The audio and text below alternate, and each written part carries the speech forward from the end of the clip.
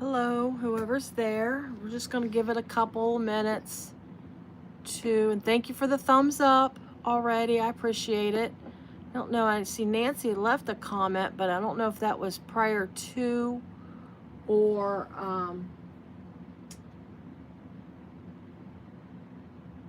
okay, there we go. Trying to keep, hello. If you're here, let me know you're here. I'm going to give it just another second. While we're waiting, I got an order from So Many Creations, Jess's channel.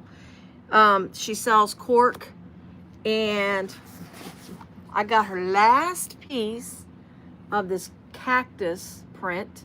I had ordered some, I don't know, a few weeks ago, and I loved it. I made something with it, and what I made with it, I can take it or leave it. It was for myself, but I'm going to use this for my everyday. Hello, Nancy from Washington State. Wow. Hi, Lindiana. Anyways, I'm making an everyday crossbody with this as my main panel. I love it, and I'm using Annette's Wabi Sabi. I can't wait. I'm so excited. Anyway, I'm going to attempt an everyday crossbody. I read everybody's comments. I've watched Kasaya's tutorial multiple times, and I think I might be up for the challenge because I really want that little bag. And also what I got from Jess was this cute little daisy print. It's on natural cork. And this was her new print, one of her new ones. This real pretty floral print. This is it's 9 by 27 is how she sells. Yes, Lindiana, I'm telling you, I've had the pattern for quite a while. I think I probably bought it when Kasaya did the tutorial, but I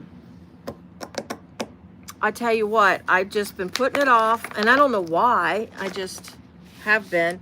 And now that I decided that I want to make one for myself, and I'm going to use my little cactus print as like my little focus on the bag, I can't wait to make it. Of course, it'll just be me just sitting here in my basement by myself making it. So anyway, so I'm glad. We're going to go ahead and get started so we don't prolong this tutorial. I'm going to try really, really hard to get it all done tonight and not make it like an incredibly long video. So this is what we're selling. This is Shamballa's bags. It's her Zodiac membership. So in order to get the pattern, you do have to, I'll, Lindiana, I don't know if I'm going to record it or not because I don't know. I'm not sure what I'm going to do with that everyday crossbody, but yeah, I'll let you know if I do anything with it. But this is her one, and you got to purchase her Zodiac membership. It's at least 3 patterns. I do have a link already in my description for her Zodiac membership. Right now, she's actually got a sale on it where you can get a few dollars off. And that's just a Shamballa thing because I don't actually get anything for Shamballa. But I love her stuff so much. And I asked if I could do tutorials. So she's saying me thank her so much for allowing me to do her tutorials. But this was just released yesterday. It came out, I don't know, I refreshed. I want to say it was after 4:30 Eastern Standard Time. So I got off work last night, printed the pattern pieces, cut it all out and everything. I was actually done by 9:45 last night by cutting it out. Well, printing the pattern pieces, cutting out pattern pieces, cutting out the pieces, getting it all fused, everything like was ready to go. I did really, so I say all that to say this, it's not a long prep bag. You just got to, of course, sit down, put your mind to it, know what you're going to use, because I already had my materials picked out. Because when you're doing Zodiac memberships, she always gives you like a pre-release, like roughly a week before. She lets you know basically what the bag's going to look like. She gives you like a black and white sketch, and she gives you what you're going to need to make the bag. So you've got an idea, and you can like get your pieces ready to go prior to. But here, I just want to show you real quick. This is some of her pictures. So if you're really into this, I mean, she makes great bags. I love her bags. She makes shape. I always say she makes shapely bags. She always adds some kind of shape to the bag. And this one, I can see it's going to be in the gusset, where it's kind of a wider at the bottom and more narrow at the top. So like, you ought to see these gussets. They're really interesting shaped gussets. The finished size of this bag, it is 9 inches tall, 12.5 inches wide. I'm sorry, 12.25 inches wide, and 4 3/8 inch in depth. I'm just doing 2 colors. I'm not going to go crazy on the colors. I'm using some different materials. Actually, I haven't used it in a while. I've had some Emmaline Bags Mora Faux Leather. I love that faux leather. I haven't used it in a bit because I'm not going to lie, I've kind of got addicted to I was on the Tulip Bee, and I still am trained, and absolutely love her stuff. But I still have some more left that I purchased late last year, and I do want to use it. I'm hoping I like the way it's going to look when it turns out. But I'll show you real quick what my main focal point panel is. This is actually my main focal point panel. The front panel is from Your Vinyl Source. Hello, Jacqueline.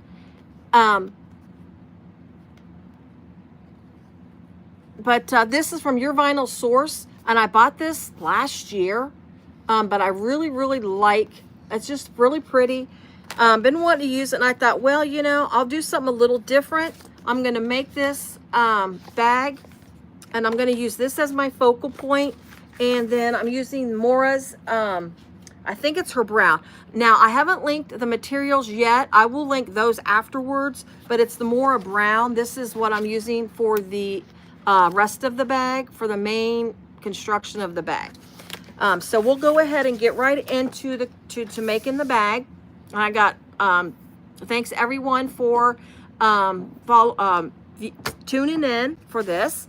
I have read over the pattern a little bit to try to get a heads up on some of the steps so I don't fumble too much, but it's alive, and you know we're going to fumble. It happens.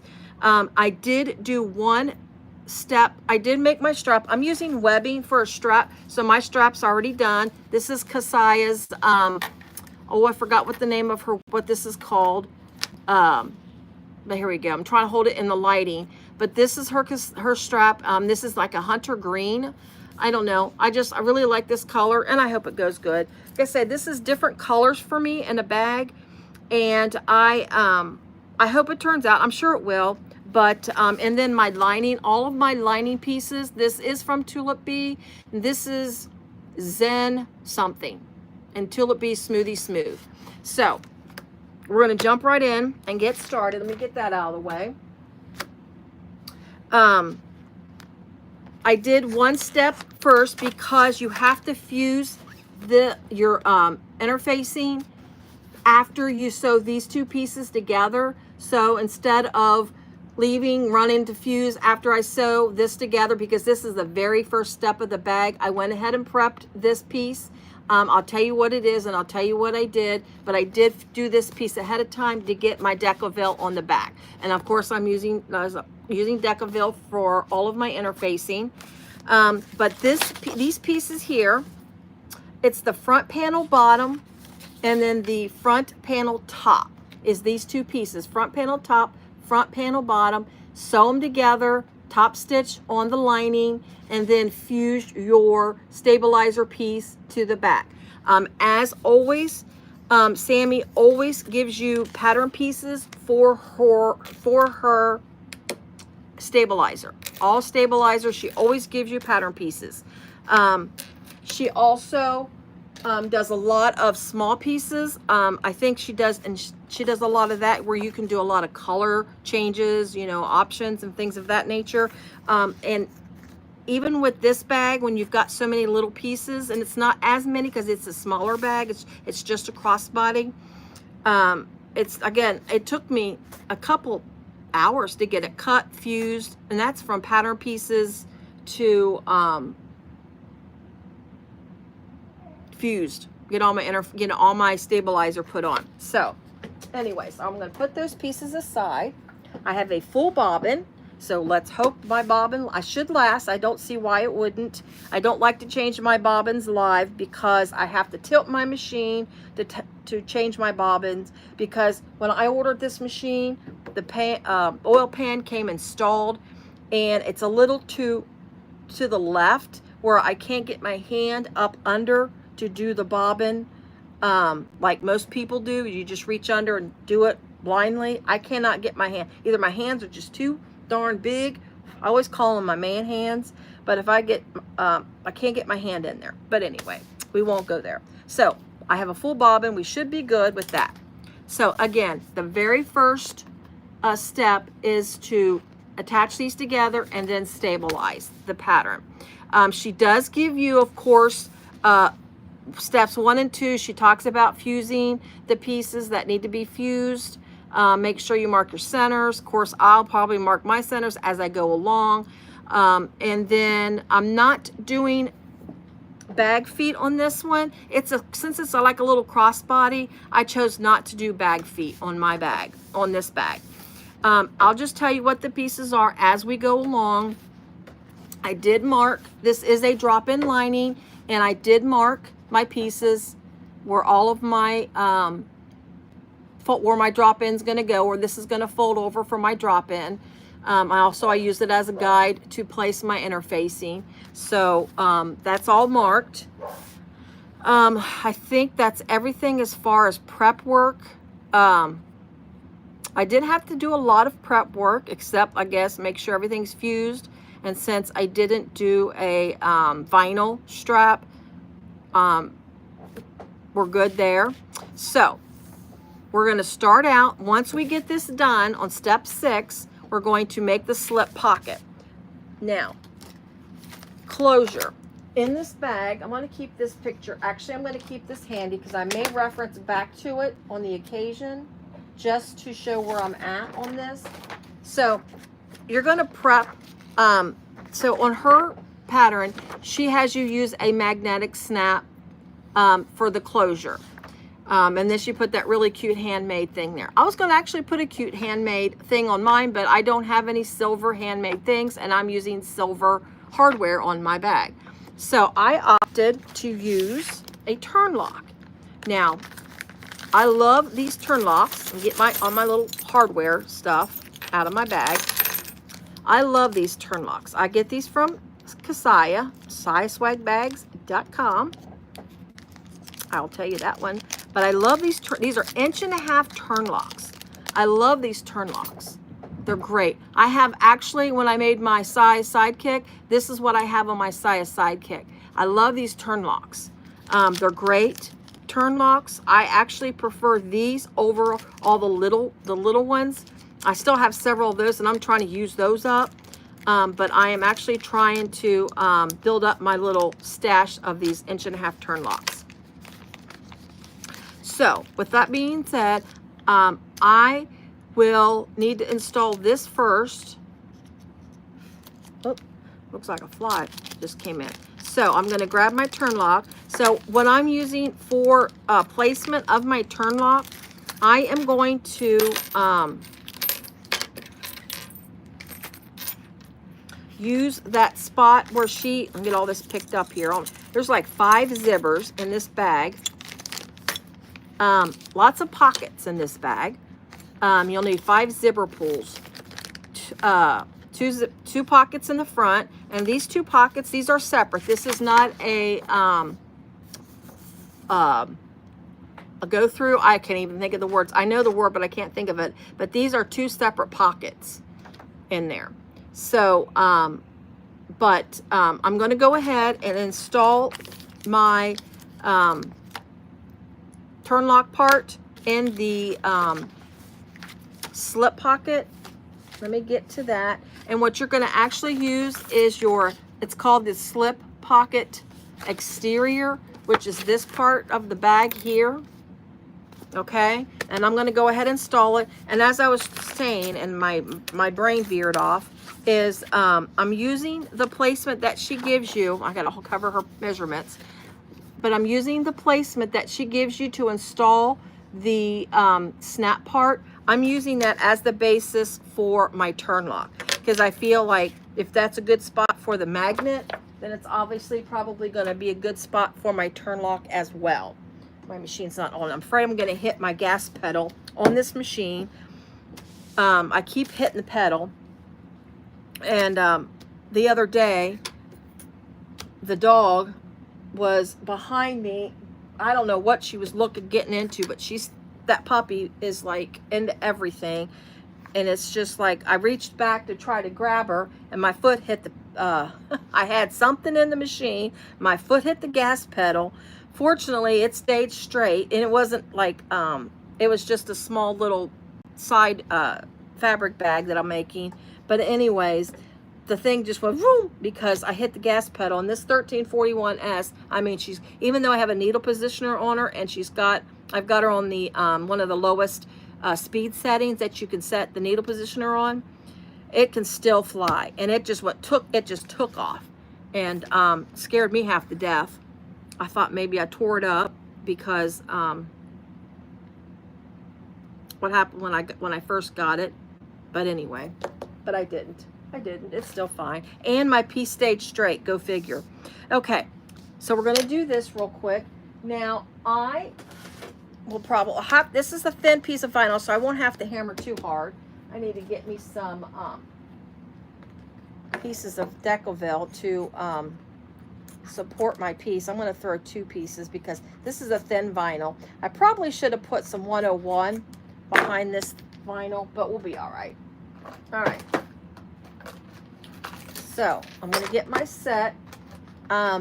This is Amazon. They don't sell this specific set anymore. I have looked it up. But I guarantee if you find leather punching stuff, you can find something similar to it.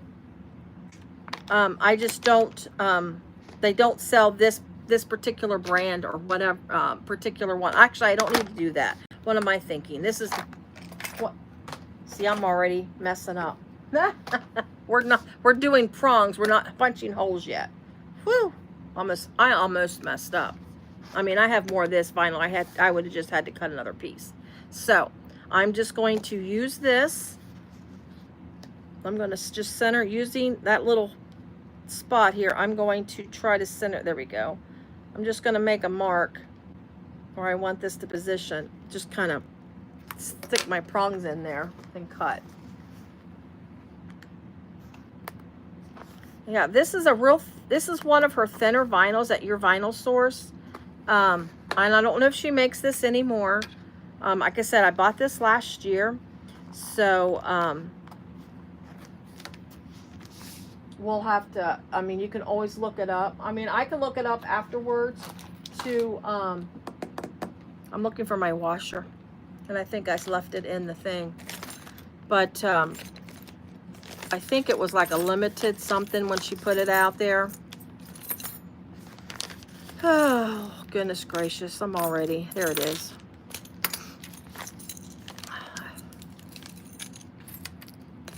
I tried to match my zipper pulls, but when you use so many zipper pulls in a bag, it, you gotta have to somehow mix them up a little bit.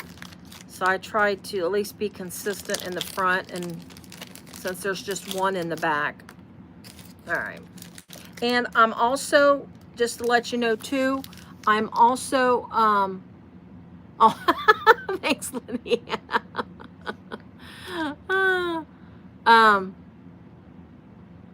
I don't know who this pup the otter is. I think we might have to, we'll go ahead and take that one out. I'm not sure who that is. So I don't know. I don't understand. If something pops up, I'm trying to keep an eye and do some moderator stuff as well. But anyway, So I'm not using hidden connectors. I'm just going to use these cute little D-ring prongs that I also got from Kasaya. Since this is not a huge bag, I don't foresee any like major weight being put into it. So these are just cute little D-ring prongs that I'm going to use instead of like the hidden connectors. I think she wrote this to be a hidden connector bag. I'm pretty sure. Yeah, she's got it written as hidden connectors, but we're going for this cute little D-rings. All right, I need to figure out where to put the holes on my decouville here. So, I can say I'm going to use 2 pieces of decouville. There should be plenty enough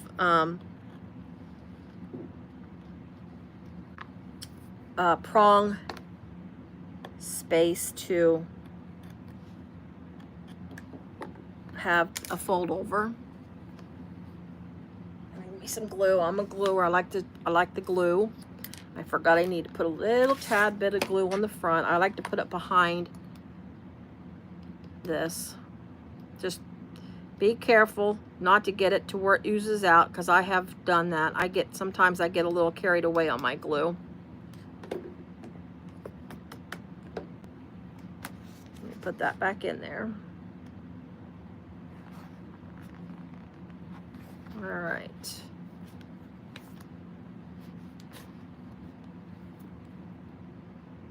Glue around. I like to.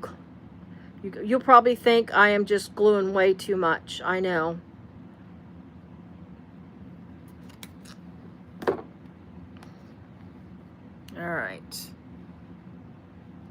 Just trying to keep an eye out for anybody's comments. I appreciate everybody that's here.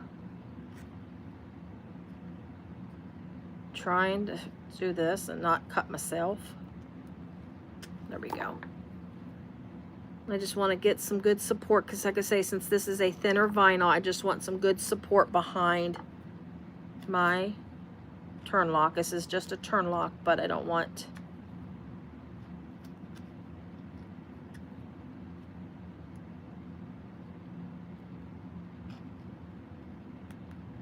and cut my holes very good.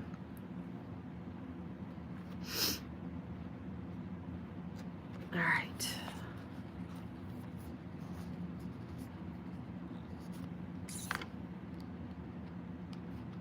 And I do fold my prongs in. One time I folded them out, and I honestly did not like the looks that I got from it. The look from the prongs being folded out, so.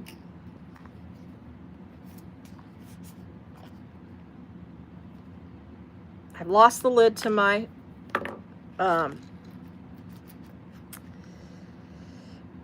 little X-Acto knife, so I just have to, there we go, push it down, give me some tape, cover it up. I can't pull this tape out, so my hands won't let me. There we go.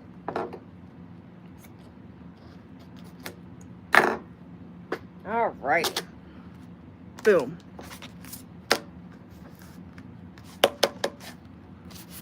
All right. See, I probably, like I say, I probably should have put a 101 on it, but oh well, it's fine. It'll work. Okay. So we get that on there. That's all set to go. So now we're going to start our install our zippers to the side of the pockets here. Thanks, Lindy, and I appreciate it. All right, so let's get I need to get the 2 zippers that are the same length, roughly. I usually cut my zippers over a little bit. And you're looking like you need, it's like 5 zippers. Is this my 2 smaller zippers? Yes, it's the 2 smallest zippers that's going to be on your side pieces there. All right, so I need 2 of my zippers, the 2 smaller ones. Well, there's only 2 that are the same size. All the rest are different sizes. And I need which zipper tabs. There's 2 different types of zipper tabs in this bag. Give me a second here. Let me dig through my little. They're really tiny. there is one of my zipper tabs. Let's see what this is for. Back pocket. So you got zipper tabs for your back pocket. I'm going to set these here. So if I forget where they're at, let me know when I go dig looking for it. But let me find my other zipper tabs. I know they're in here. I think I'm going to have to shake loose some of my, there we go. And then this is my zipper tabs for the slip pocket. Okay, so let's set that off to the side. So I'm going to see what we're doing here. How does she have that? Oh, okay, I see. Interesting. So we're only going to put a zipper tab on one part of it. The other part we're going to leave open. So I'm not going to put my pulls on just yet. I'll put my pull on after I install my zipper tab, because I don't need it just yet. I actually don't need my zipper on to put it onto the bag, so I might wait until I put it on the bag. But she does advise you to put it on prior to, let me get that drippy glue up here. All right. So I'm going to take one of my zipper tabs. Let me, where's my, there it is. Please make sure to click and like. Oh, thank you so much, Delphina. I appreciate that. I really do. That does help my channel to get out to others a lot. My increased, so you're going to take one of your zipper tabs, you're going to place it right side to the zipper teeth, and then you're going to stitch it at the seam allowance that she gives you. But anyways, yes, it does help my channel to get out there with a thumbs up. I mean, I can say over the last month, I'm assuming it has to do with the more likes that I'm getting. My channel's getting a lot more views. And I was on Barbie's live earlier, and we got she was talking, you know, she had mentioned my because she was talking about how she lets everybody put a, like if somebody's doing a live or putting their YouTube channel out, she allows you to do that on her website, on her Facebook page, at least once a week, or yeah, only once a week, which is fantastic. And I posted this on there this morning. But anyways, she had mentioned it, and I'm so grateful that she mentioned it again on the channel. Oh, I got to turn my machine on. That helps a whole lot, doesn't it?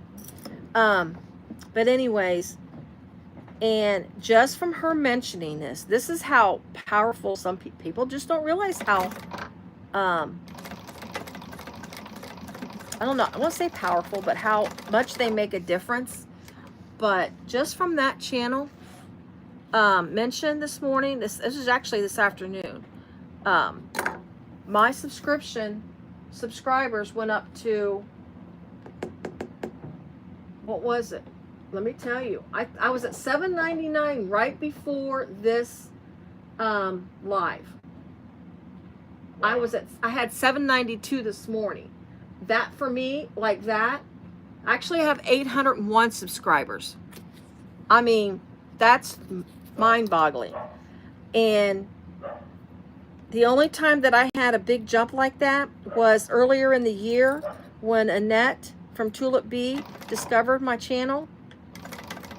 She put a shout out for me on Kasai without me even knowing it. Because what was funny was, is all of a sudden my numbers started climbing really, really fast. And I only had at that time a couple hundred subscribers, honestly.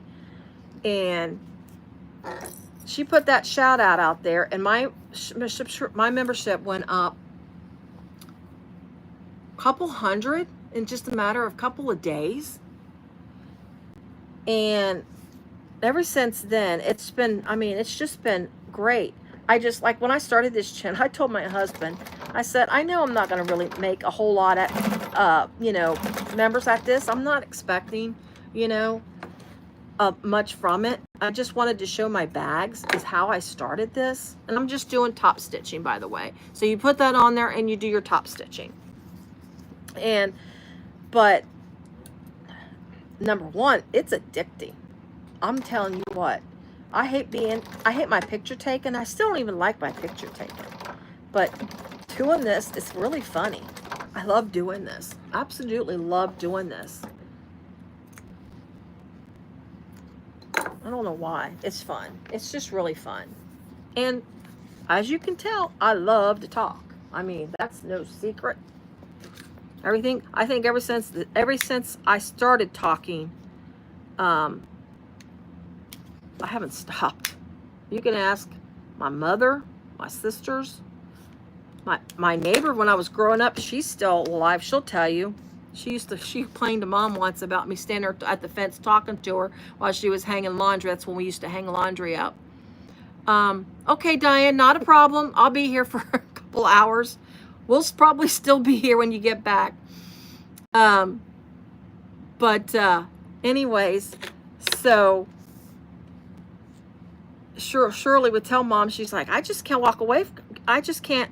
She just stands at the fence and just talks to me. And Mom's like, just walk away from her. Just walk away from her. That's what you got to do. Walk away from me. If you don't want to hear me talking, you can go ahead and go. I get it. All right. So now we're going to do our zippers, and our zippers again go on the side, and I want this to be at the bottom. So that can be a focal point. So when my strap goes over that, you can see that yellow rose. That's such a pretty color. Okay. So we're going to put some double-sided tape on the sides. I usually use 1/4 inch, 1/8 inch. I'm going to go ahead and use 1/4 inch on this. So I'm going to get some double-sided tape. This is where my zippers are going to go. Again, she has you already put your zippers on, but I'm going to wait until I get my bottom pieces. I'm going to wait and put my zippers on until after I install the zipper to the side, the one side of it. I just got to remind myself. Actually, I need to get them out of the bag so I don't forget. You'd think I'd learn my lesson because I'm really, really bad about waiting till the last minute to put on a zipper. I hate those humps that you get. All right, so we have got for our front pull these real pretty. Oh, I need to make sure this stays out too so I don't forget to put my tag on. See, that goes on the front. All right, I'm tired of pulling stuff. All right, so zippers are out. Zipper tape. And then I need, let's see, add double-sided tape to the right and left edges of the slip pocket exterior and both front zipper pockets. So I need my front zipper pockets. That's the lining, slip pocket lining. I'm getting there. What's this? What's this? That's back. Nope, front zipper pockets. Okay, so here's my front zipper pockets. You need 2 of those, like that. Get that guy out of the way. And then I'm going to put double-sided tape as well on the front of these. So I'm going to get double-sided tape to the front. I'm just making sure I put it on the right side. So we're going to, and then we're putting it on the short ends. I'm just going to rip this. It takes me longer to sit there, and I'm trying not to make, I'm just going to rip it. It's so much quicker if I just rip it.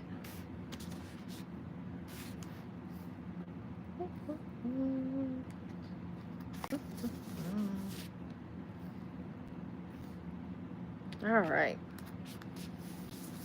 If I do get quiet, which is rare, that's just because I'm thinking. All right. So I'm going to take one zipper. I'm going to place right side to the side of the panel. Uh-oh, we've got us another. Hold on. Delete, remove, okay. All right. So I'm going to take and put this right side together to the side of the panel here. So let's get the tape off of there. And you're going to line the tab part at the top of the panel. So the tab goes at the top. The raw edge of your zipper is at the bottom. Now I'm going to line it from the bottom up because I see the tab is a little longer than the panel itself. Or I might have cut my zipper a little longer. Let's see. I think I did cut my zipper just a tad bit longer. Yeah, let me get the right. I think I cut my zipper just a tad bit longer, which I shouldn't have because this does need to be a little more accurate. So let me cut about a 1/2 inch off of my zipper. Get my zipper scissors.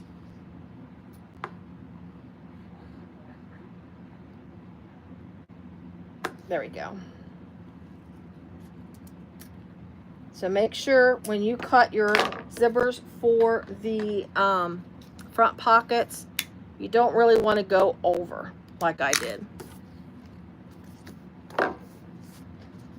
So let me just fix that real quick. 1/2 inch. Yeah, I just cut them a 1/2 inch too long. But I usually do this. Because I usually cut mine longer when I cut zippers. Missed the box. Clean my floor up and everything for this live sew. I got my floor nice and clean. My floor is an absolute mess because I missed my box. I have this box sitting on the side and I missed it every time. All right, so we're going to line the edge of the zipper to the edge of the side of your bag. And you're still going to have a little bit extra on your zipper tab, but that's fine. You just don't want like a hat. So you're going to line that up like that, right sides together. And then you're going to take one of your lining panels, your lining for your front panel. You're going to go ahead and take your tape off of that.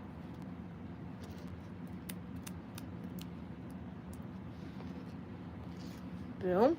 And then you're going to line this up at the bottom of the front panel because this is shorter than the panel itself. But you're going to I'll show you here real quick before I sew it. So you're lining it up with the bottom of the panel. So there's the top. Oh, I messed up already, guys. Look at that. I'm glad I looked. All right.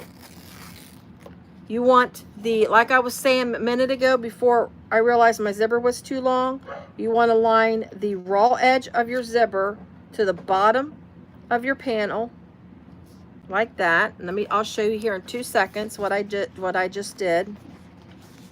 And then you're going to take your lining and you're going to line that up again at the bottom. There we go. So this is my panel, this is the top, this is my bottom. You've got your zipper right sides together, lined up, the raw edge at the bottom of your panel, and then your lining, again, line it up at the bottom of your panel as well, and then you're going to sew it at the seam allowance that she gives. Okay, let me make sure, okay. So I'm going to go ahead and get that sewn on. Oops.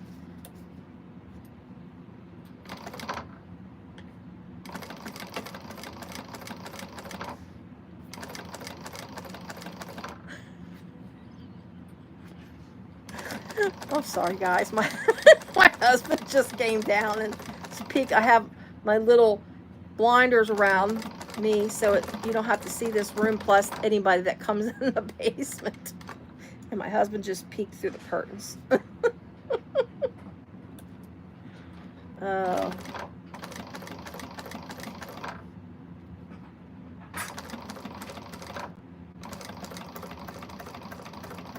All right, there we go. Okay, I'll show you here real quick what we got. So there's that. Hello, Teresa. Thanks for joining. I appreciate it. And then you're going to take your, once you get that zipper on, you're going to take your front panel here, fold it back, and then your lining, push that back, and then you're going to top stitch on your panel.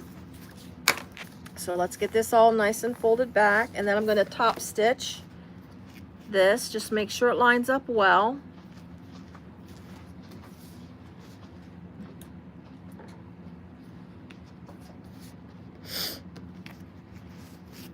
Just stretching it out.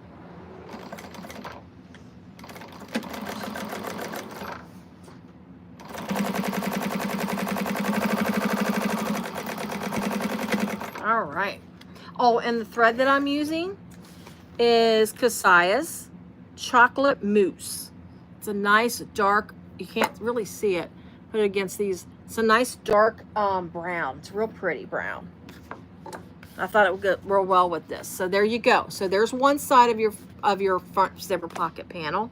And then what you're going to do now, once you get that top stitch, you're going to take the tape, the backing off of this, and you're going to fold this over the zipper to the other side of the back of the zipper to this side here.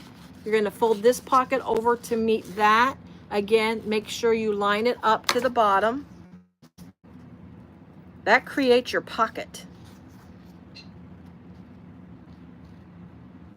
Like that. So you've got that lined up like that. Now you're just going to baste this on to the zipper because you're going to add another piece here. So you're just going to baste this piece, this lining piece on. So that is at a smaller seam allowance. When you're doing a basting, you're not going to do the full seam allowance. Especially since this thread contrasts with my zipper, you definitely do not want to go outside of that seam allowance until you get that other piece on.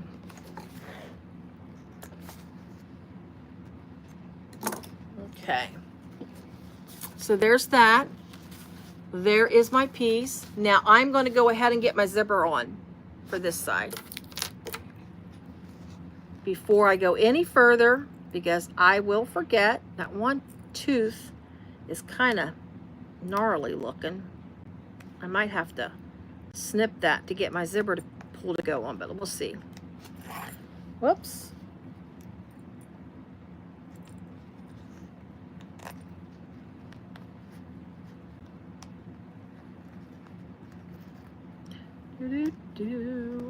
Whoa, whoa. I'm not giving myself enough space to do this. There we go. The first time I did zipper pulls, when I started buying zipper by the yard, zipper tape by the yard, the first time I liked to never got a zipper pull on. I found two things. I was trying it with a number 3 zipper, which zipper pulls, putting zipper pulls on a number 3 zipper is so much, to me, so much harder.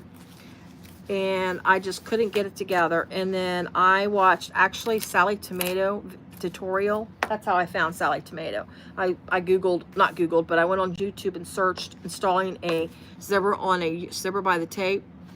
I watched her, Sally Tomato, and that's how I learned. And then yes, Lydia, I practice. I mean, that's what my dad always told me, practice makes perfect, which that was because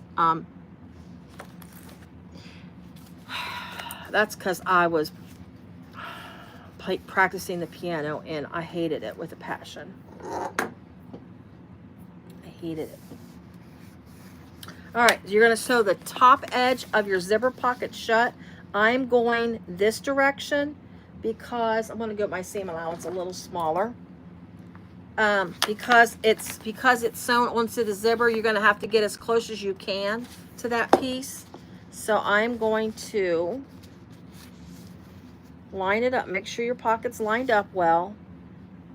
And then sew it at the seam allowance that she gives you.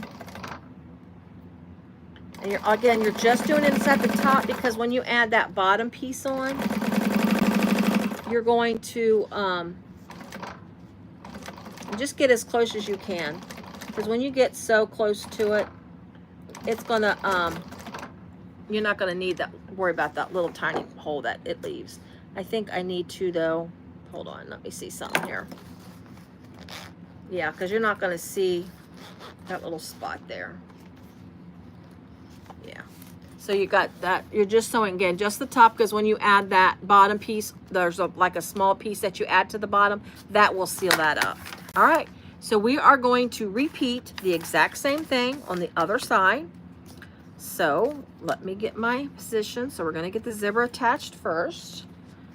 I'm not going to go, of course, go in as much detail as I just did, but I'll kind of talk through it. So we'll get our zipper on first, grab our lining, take off one side, add that, make sure you put it at the bottom, make sure your zipper is positioned in the right spot, meaning the raw edge is at the bottom of the pocket or the bottom of the front piece there, and you line your align it with the bottom. I need a drink. Oh, my Coke. Sorry guys, I had to get a sip of Coke. All right. So let's sew this on, get a hold of my threads.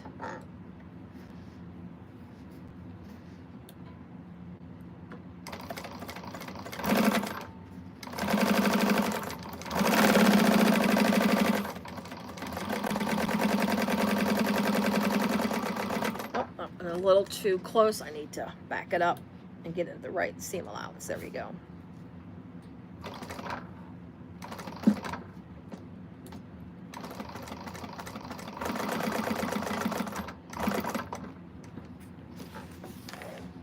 Ooh, that's kind of yucky looking. Ugh, I don't like that. But anyway, all right. And then we're going to top stitch this. Get my crease my seam again. Okay, go. Thanks a lot, Teresa. I appreciate you watching. I really do. Even though it was for a little while. I hope you come back to another video. I actually had another bag cut out for tonight. It was actually another Shamballa. It was her, I want to say Eloise. It was her cute little small one that she had in her Zodiac membership for last quarter. Oh, I think that's what it is, Eloise. It's the small one. Because I was just going to do a quick little live sew tonight with that cute little bag. It's already cut out and everything. And then I remembered that this was being released this week. And it was actually released the day before I was going to plan to do this sew. And I'm like, why not? You know, it's a brand new bag. I couldn't see any tutorials just yet out there on it. So let's just do a live sew. It's fun anyways, right? Right. All right. Let's get this pocket. Let's get this attached over here. Again, I will put my zipper pull on once I attach this side, attach this pocket to this zipper here.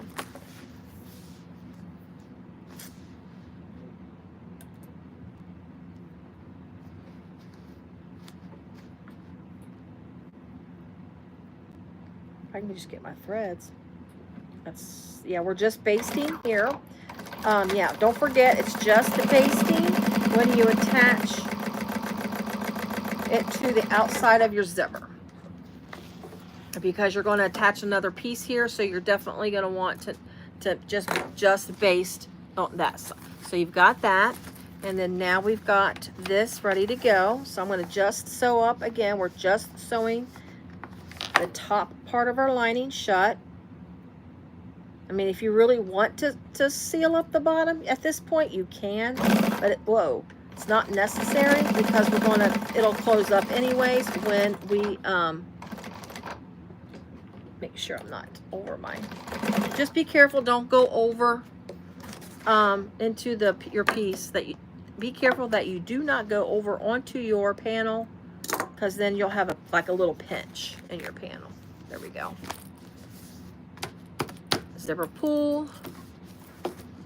Do. Okay.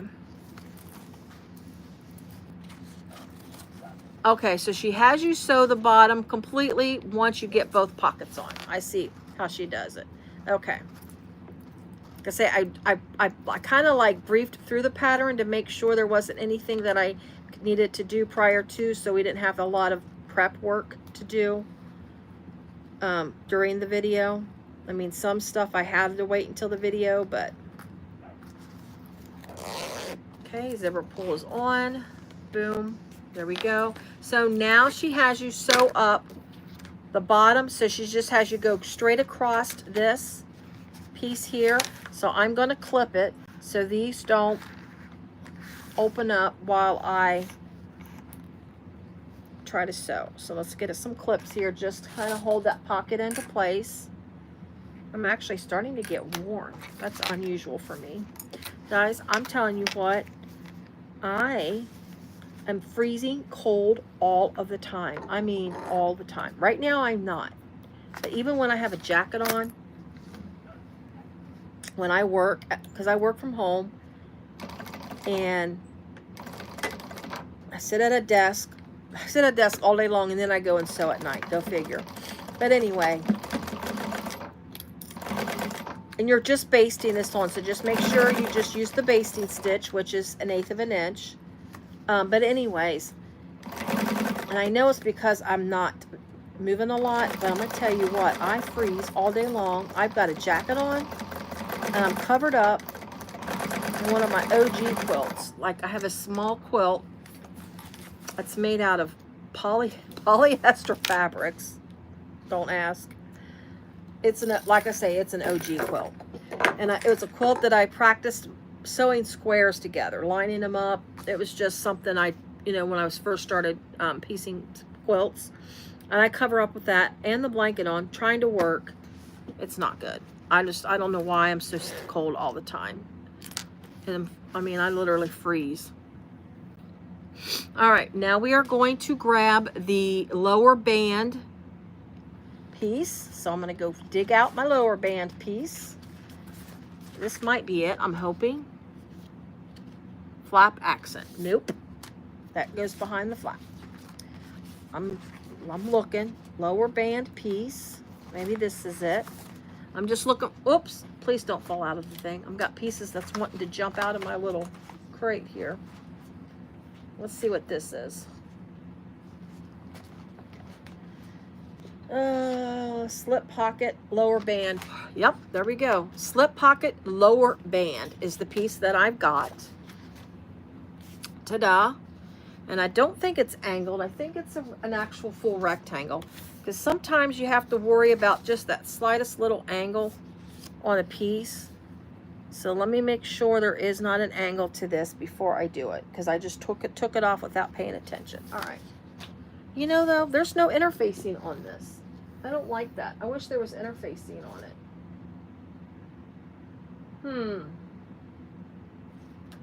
But it kind of folds up under the bag a little bit, I think.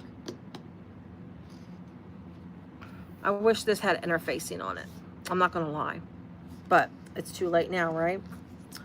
Okay. I just started making bags since March. Oh, just of this year? Yes, Jacqueline, definitely you will. Cut my zipper.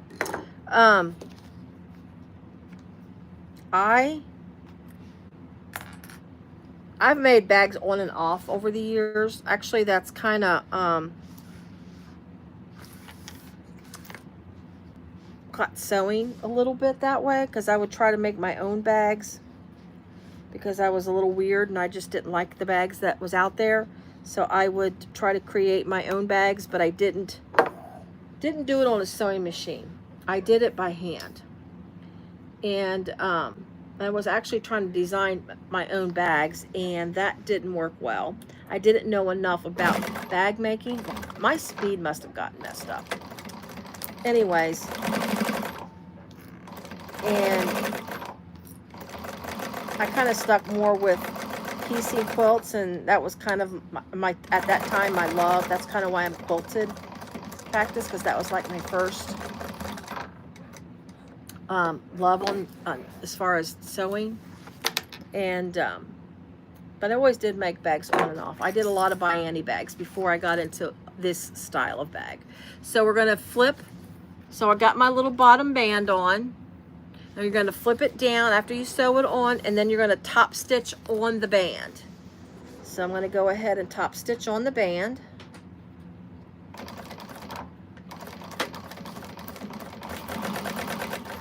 But as far as when I got into this style of bag making, that got really addictive. And then I decided to started selling some of my bags and so on and so forth. And then I decided a YouTube page to showcase my bags. So that's where I'm at. And Delphina, oh, you know, I could, Delphina, oh, back Teresa, that was quick. Yeah, well, Sarah, I was thinking because I had to fuse it and I don't want to have to turn the thing on, but you know, maybe I could glue it on. I don't like, because this Mora Faux Leather is a thinner, it's thinner, it's very nice, but I'm worried that it will, like my bag will be saggy.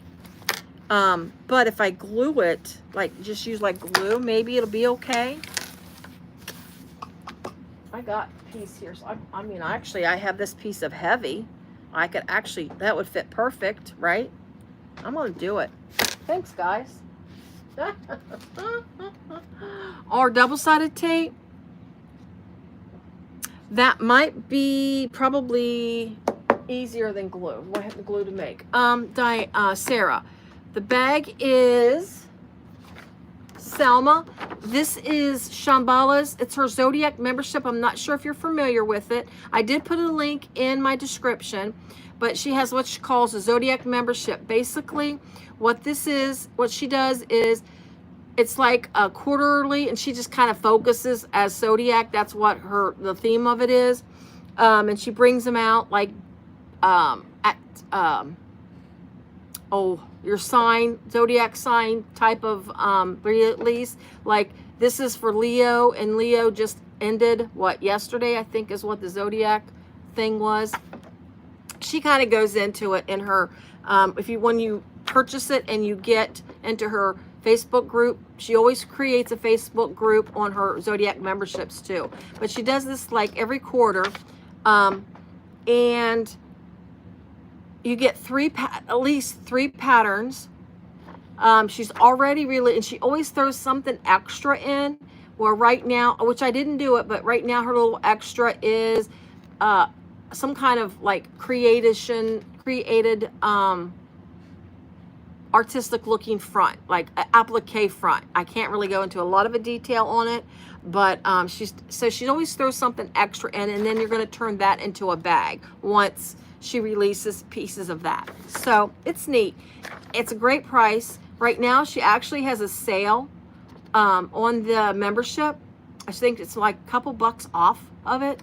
I think it's a great deal. I really like it. Let me get my double-sided tape.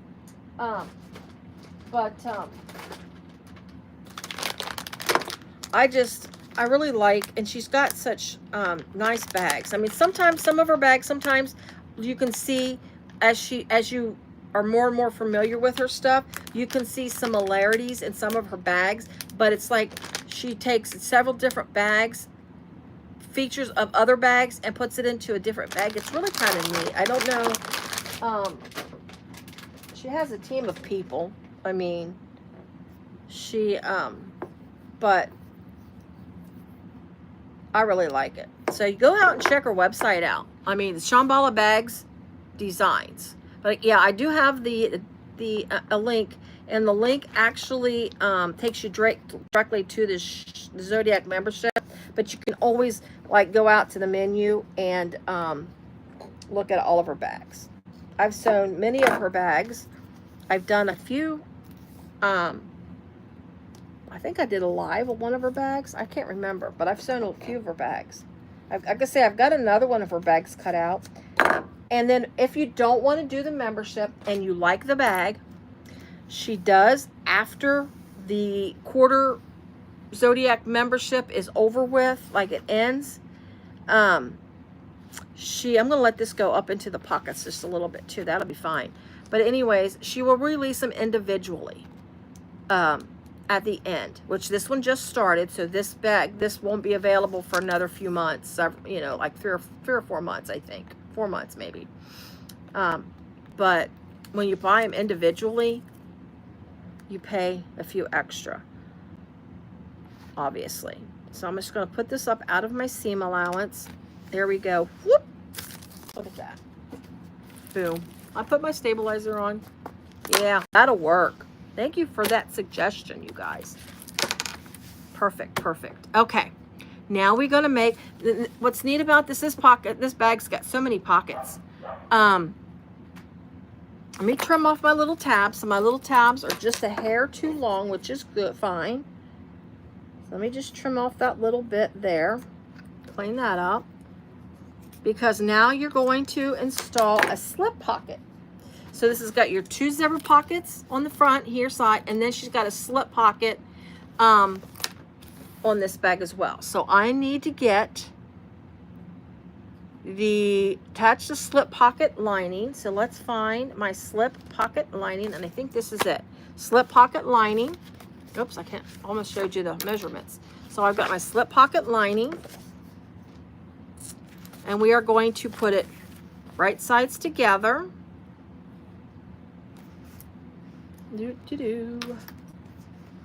just got to be careful. I got this big old turn lock in the way, but that's fine.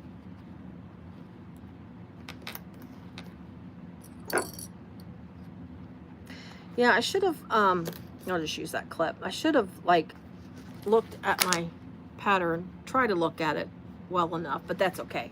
So we are going to, okay, just double checking the seam allowance. Yeah, so as far as what links are already in the description, I do have the link to the pattern. I have not yet created the links to the fabrics, materials that I'm using. I will create that later. I want to say tonight when I get done, but it may not be, depending on how late it is. I may not do it until like late tonight, or tomorrow morning. I can probably do it be easier for me to do it in the morning, but if I can get it done tonight, I will. I just ran out of time to get all my links in there. I was trying to do it and get things ready at my lunchtime and so on and so forth. So anyway, so I got this is the slip pocket lining, got it right sides together, flip it back, and let's see how far back we do the slip. It goes down. Okay, so we're not going to pull it down all the way. We're just going to, like some of them have that little extra, so we're just going to pull it down to where the lining is behind, or you're not going to see the lining. So let me just kind of work my lining. I'm just going to put clips there because that way it'll hold it between the vinyl and this lining. It will want to pucker. So let me just kind of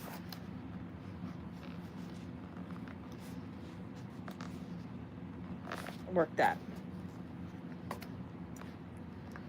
Just bear with me while I do some clips.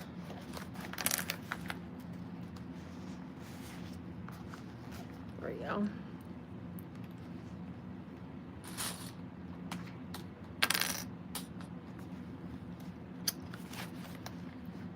All right.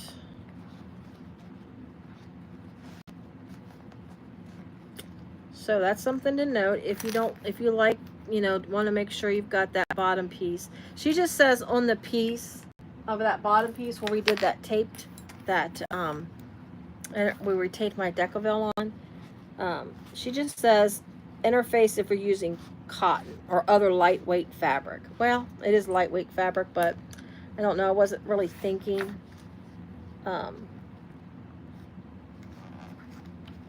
So keep that in mind. All right, so we're going to top stitch. She's actually got you doing a double stitch. So we're going to do the Susan stitch. Double stitch time. All right. I'm going to do, whoa.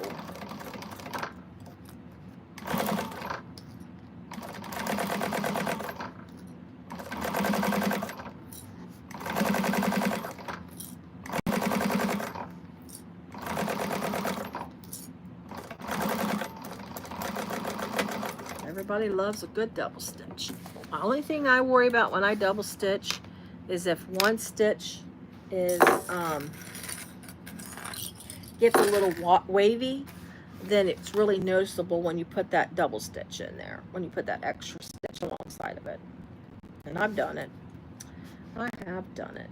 She got, let's see, yeah, I see what it is. Okay, so she does give you measurements on the double stitching on where to place them, so we're going to do that. There we go. I'm just going to go slow so I don't make it wavy.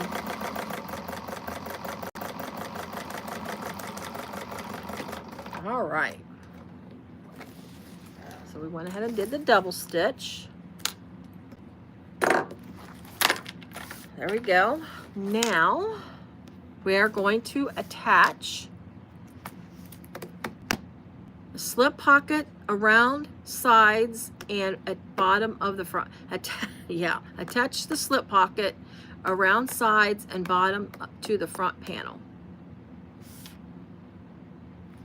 So I need to find the front panel. That's back panel.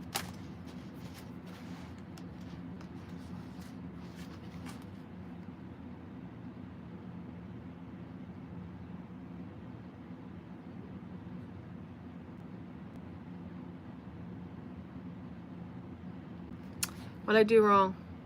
Hold on.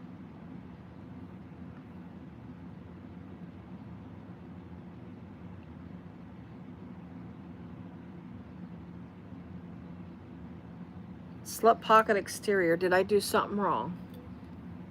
No, I didn't. Okay, give me a second here. Attach the slip pocket around sides and bottom to the front panel. Let me look, guys, let me look.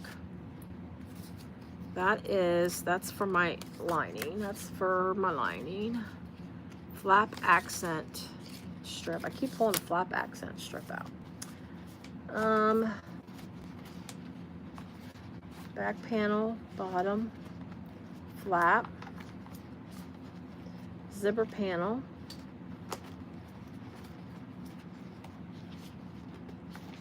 upper lining contrast. Did I miss a piece?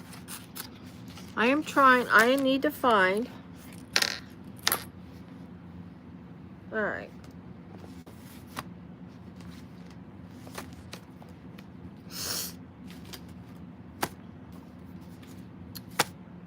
Back panel, bottom part, flap, whoops, flap, zipper, and gusset. I'm missing something. I figured I missed something. I have missed something, which is not unusual. All right, let me look. Oops. Okay, give me a quick second. Give me a quick second. Oh, I'm not missing anything. I just have it set in a different spot. Oh my gosh. I knew I was going to do that. I knew I was going to do that. Silly, silly, silly.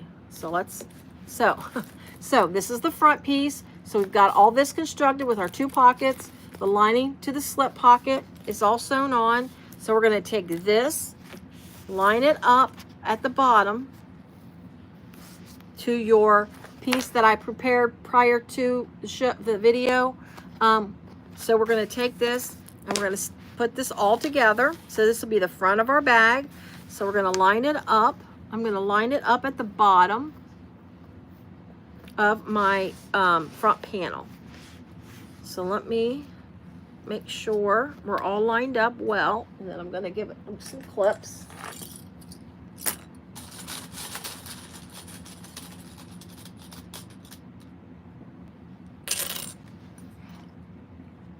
So I've also discovered, and I think I've seen it before, but I didn't remember, I just forgot.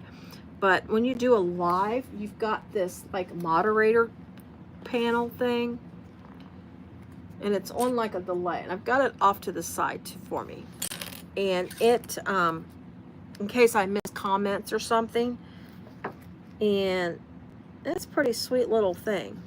If I ever had ever got a moderator, that would be nice to have, nice for them to use. So one of these days I will talk my daughter into it. One of these days. I'm just lining this up, making sure it fits nicely. My there we go. I need to pull this through here. There we go. I just want to make sure everything lines up. My slip pocket lining piece was sticking out, and I was worried that my panel wasn't lining up, but it's lining up. I just had it crooked. So just kind of make sure you're flat where it's lines up nicely, but and you don't have any puckers. We're basically gonna just baste this panel onto that front panel like that. See, it's all nice and fixed up, and then there's your slip pocket right here, and then you got your zipper pockets, and your slip pockets. All right, so we're going to baste this on all the way around. I'm going to start right here and then go all the way around. Add a basting stitch, an 1/8 of an inch, we'll just say, put it to you that way. An 1/8 of an inch all the way around.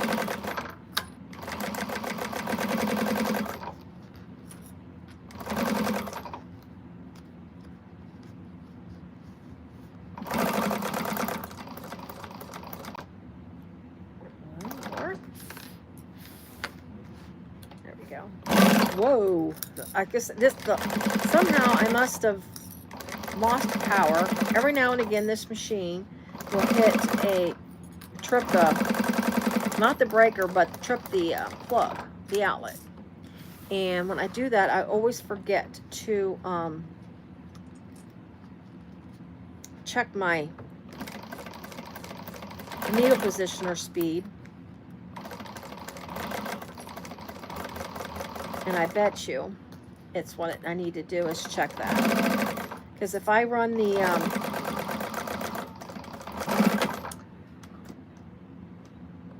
when I run the bobbin winder by itself sometimes, and I try to go at a high rate of speed when I'm speeding, I will trip that. So I know it needs, the electric here is not great, but anyway, and I think that's what happened. So give me a quick second. Yeah, it's not set right. So give me a quick second.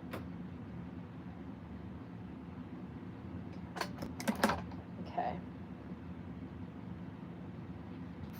I'm just trying to get my needle positioner set right. Okay. Now I got to turn it off and then turn it back on. And that only happens when I lose power to it. So, all right. So, front panel.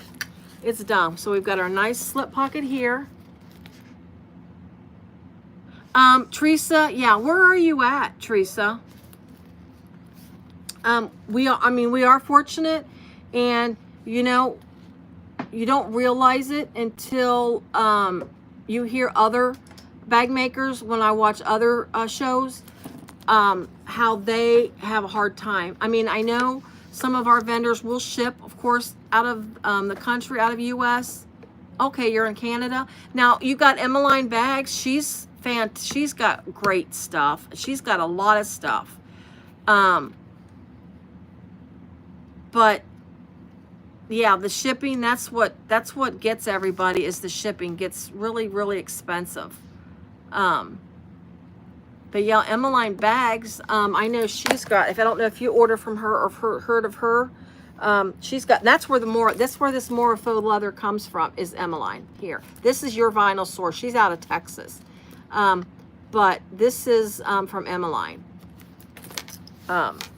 She's got the Mora, she's got a new one. So if you're looking for someone,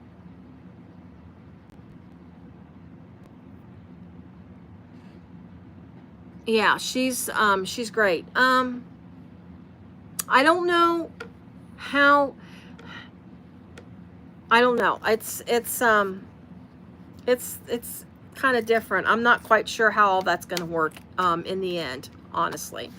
All right, so we got our slip pocket and we got our two side zippers. So now we're going to work on the back panel and start. I'm going to set this up here. Hopefully I don't forget that that's sitting there. So we're going to start with the back panel, and then starting with the back panel, we're going to make the flap. Yeah, that's what I was getting. That's what I was thinking of. Teresa, is the new Prairie Faux Leather.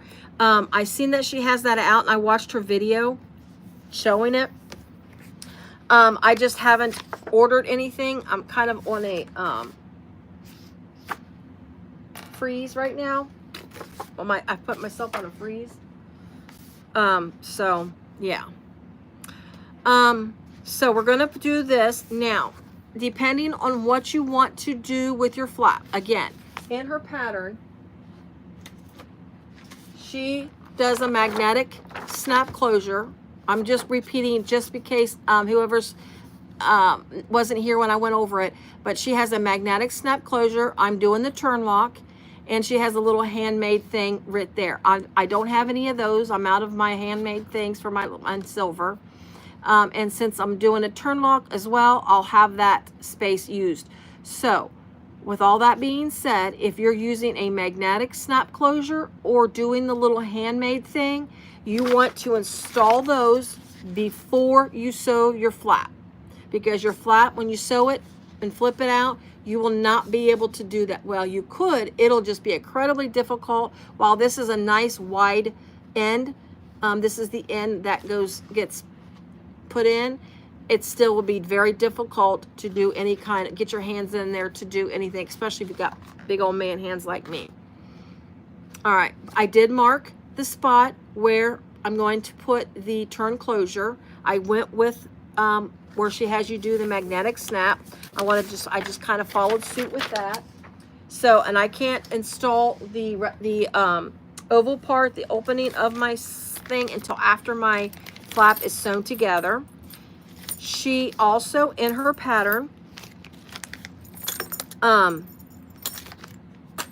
gives you a raw edge or a finished edge option. I'm doing a finished edge, meaning I'm going to turn my flap. Even though I'm using faux leather, I'm going to turn my flap so I have a finished looking edge versus having a raw edge. I like that a little better. So I'm going to get my flap and sew it together. This flap does have a slight curvature on the end, so pay attention to that when you are stitching it together. You're going to sew this around this 3 sides. You're going to leave this side open. You are because that's where you're going to turn your flap. Or if you don't turn it, that's just, it will still be hidden when you attach it to your bag. There is a piece that covers over it, so that'll be covered piece. So I'm just kind of clipping it up a little bit to hold it still. Yeah.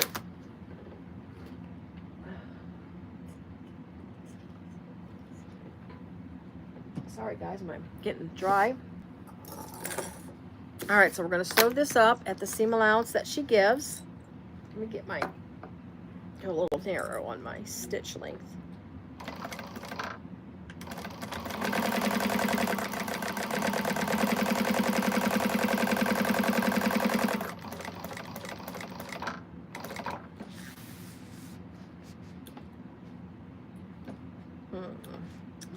Probably could have done one more stitch. There we go.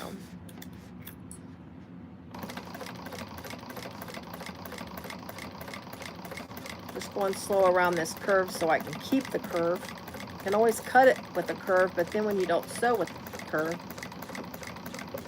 there we go. There, yep, there, it's perfect.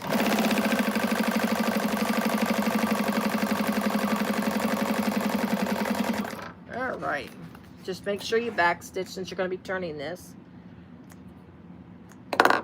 Now I'm going to use, even though it's a small, she has a small seam allowance. Her seam allowances aren't very big. I'm still going to take my pinking shears and just like ever so slightly trim. I mean, I'm talking probably a 1/16 of an inch, honestly, just to give that pinky, you know, just give that look there. If you don't have pinking shears, you can always just cut little triangles out, so that way, because it's a rounded edge, you want to make sure that you alleviate some of that material, or it won't lay very flat. So let's get this turned right side out. Okay.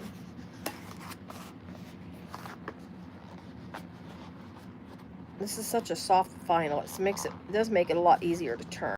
I just got to get, it's just a long tunnel. I just got to get a hold of it. There we go.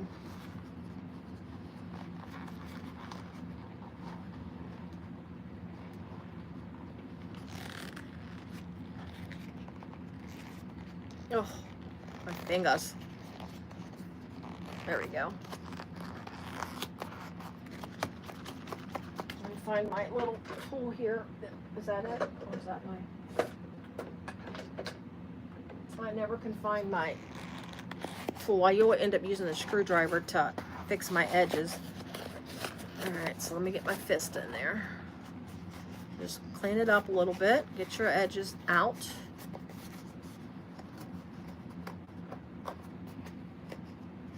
And just like if you're using a domestic and you're worried about layers, just be careful. Like using a thinner vinyl definitely helps, because when you sew this, you're going to sew this to the back panel, and then you're going to sew a piece over this to hide this raw edge and kind of give it that like a finished look. I like that look, having that over that. And so just make sure you know your vinyls when you do this, but you definitely can sew this on a domestic. And she does design her patterns to sew on domestics. Just don't go crazy on the thickness. I ended up doing an industrial because I was having some difficulties on some of the vinyls I wanted to use. And since I was making a business out of my bag making, that's why I opted for that. Okay, so there we go. That looks nice. Flat there. It's just the curve. There's a little bit of a curve to it. And now we're going to top stitch this. Since I did turn it, I'm going to top stitch it before I punch the hole in it. Because that way it's less movement in it. Let me get my stitch length back up. So let's go ahead and top stitch this out, make it look nice.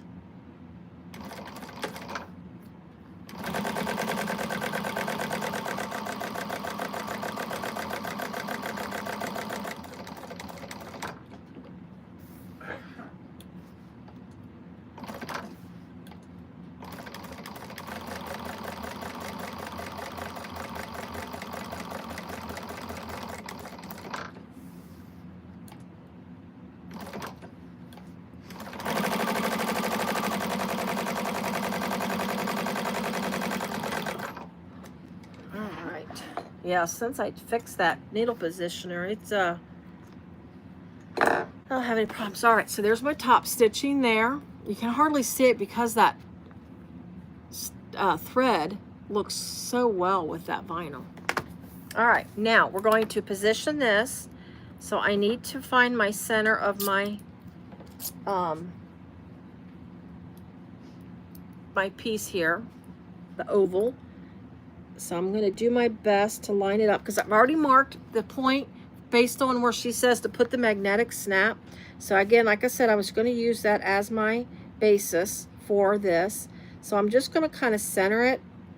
I think we're going to go, there we go. I'm going to hold that, and then I'm going to get my pen, my thing, and I'm going to mark where I want this to be. So that's where I want my hole to be cut to place this. So let me get this. Now we're going to punch a hole on this. And where is that tiny little mat that I had? There it is. I always use the back of this mat. I got this mat for free once when I placed an order years ago. Years. I've had this thing for eons. You can tell it's been a great punching board. Oops. I lost one of my punches, but that one's a small, tiny little one. So I'll find it later. So I'm just going to go through and find one that best fits this. That's too big. Too big, too big. So I need one that's not quite that long. Now, sometimes you can't find a perfect one to fit, but what I do is I find one closest without going over, and then I just like shift it a little bit. I'll show you what I do here in just a second. Let me find one. These little guys keep falling out. I think this is the one. You'd think I would like keep ones that match it and keep it handy close. Okay, so this one goes right over that. And I want to make sure it's like just the tiniest smidgen off. So I'm going to take it and line it up to the very edge here. Punch that hole. And then I'm going to shift it over to finish out the hole. So hold your ears while I do this. So you don't want to hear me banging. I only have to go through 2 layers of vinyl. So we should be okay. I'm just making sure I am not outside of that. Sorry, guys.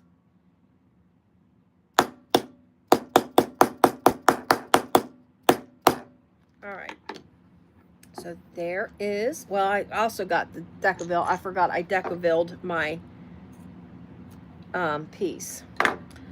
So that one's almost punched through. So if you can bear with me just a little bit longer. All right, hold your ears.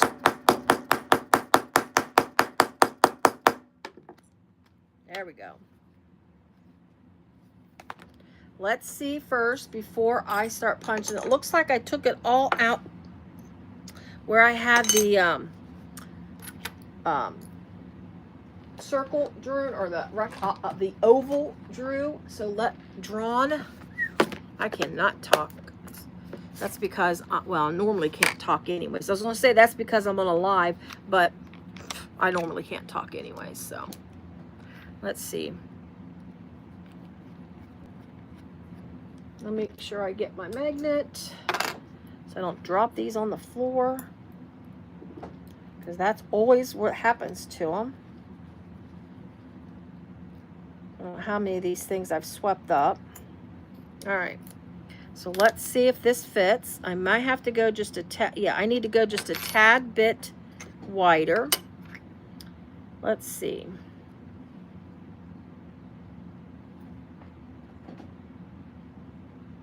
I am going to do this. I can see it lined up there. Let me do a quick little.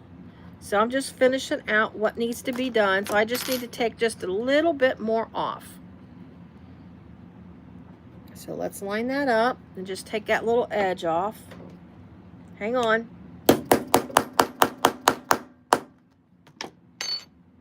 Let's see.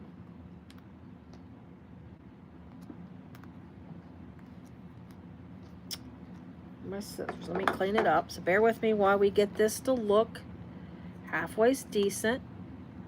There we go. You just basically want this to fit down inside that nicely. I think I still need a tad bit. I think it slipped just a little bit. There we go. Let's try that.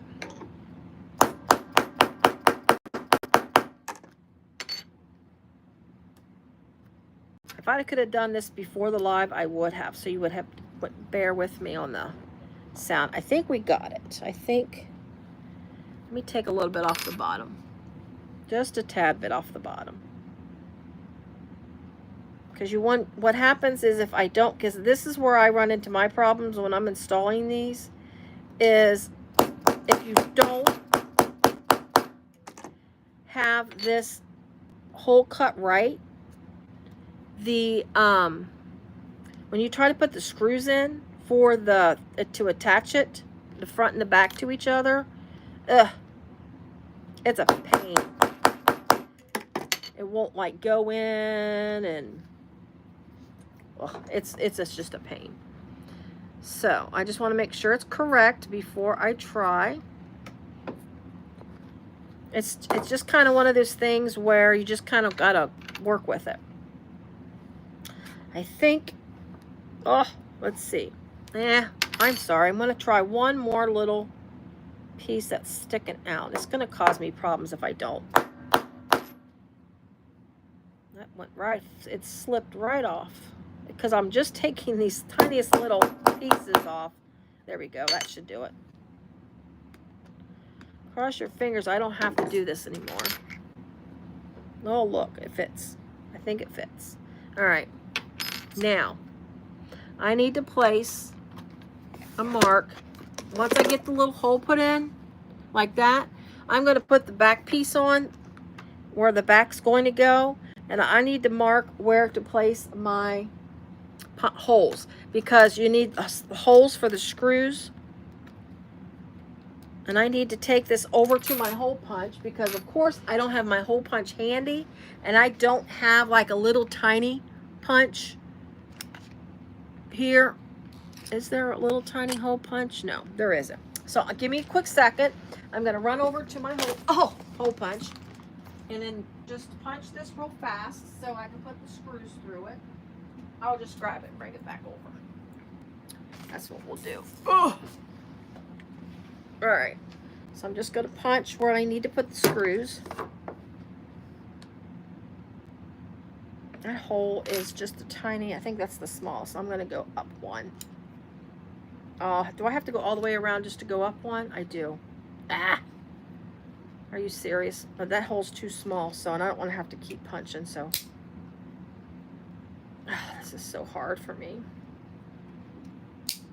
I mean, I get that it has to be tight, but when you've got joints that have no stuff left in them, it hurts. Okay, I'm not gonna whine, so I'm just gonna punch this. This is, I'm setting this at a 2.5 hole setting is what I'm using for this. I had it on a 2, but a 2.5 will make the screws fit nicely in that hole, like that. All right, let's get this going. Let's get this going. How long have we been? It's 8. Oh my gosh, it's 8 o'clock already. Woo! I don't know if we're gonna get this done tonight, guys. I don't want to keep you guys up late. So I'm going to get my glue out, put a tiny little bead of glue around that frame. I'm going to get this out of the way. I'm gonna clean all this stuff up tomorrow. We might finish this up. Saturday I have I'm meeting my friend, my oldest friend from, well, we've known each other since 1st grade. Meeting her Saturday. She's in town. Saturday afternoon, so I'm not sure. I want to say Saturday night, but we'll see. Or maybe tomorrow night. I'll have to think about it. I'll have to run it by my husband. Do you care if I sit downstairs for another? Oh, I know. Yeah.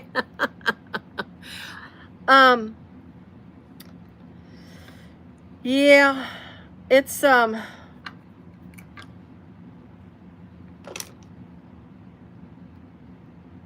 mean, my husband doesn't care a lot that I do this. He don't care that I do this. I try not to do it too much.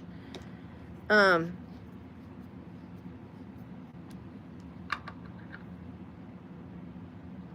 love doing lives. It's fun. And it's so much easier to do.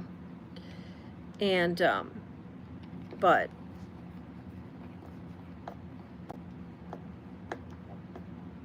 so I just put a little bit of glue on the end of my screws as well. I have thread lock too, but this glue is pretty good. And if I have this glue out for other stuff, I will. My gosh, that was the easiest. I'm telling you what.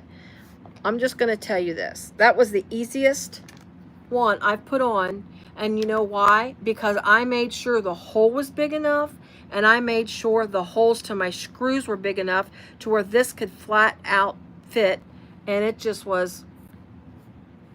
It went on so nicely. Look at that. See, and that's a nice little, I think that looks pretty too on the front. Okay. Let's get the back panel. We'll at least get the exterior done. I mean, we're definitely getting that done tonight. So if you can't hang around, I get it. It's late over here on my, well, it's not late yet. It's only 8 o'clock here. But I get it if you can't sit with me for that long. Or you can't listen to me for that long. Okay, back zipper pocket, back zipper pocket. So we are going to grab, look at these gussets real fast. Look at the gussets to this bag. That's what I like about her bags. It's 5 o'clock. Yeah, I know, Delphine. You always got to remind me you're in Arizona. And I wish I was there. Even though it was a beautiful day out today. The weather was absolutely fall-like here. Gorgeous weather. But I still would rather be in Arizona.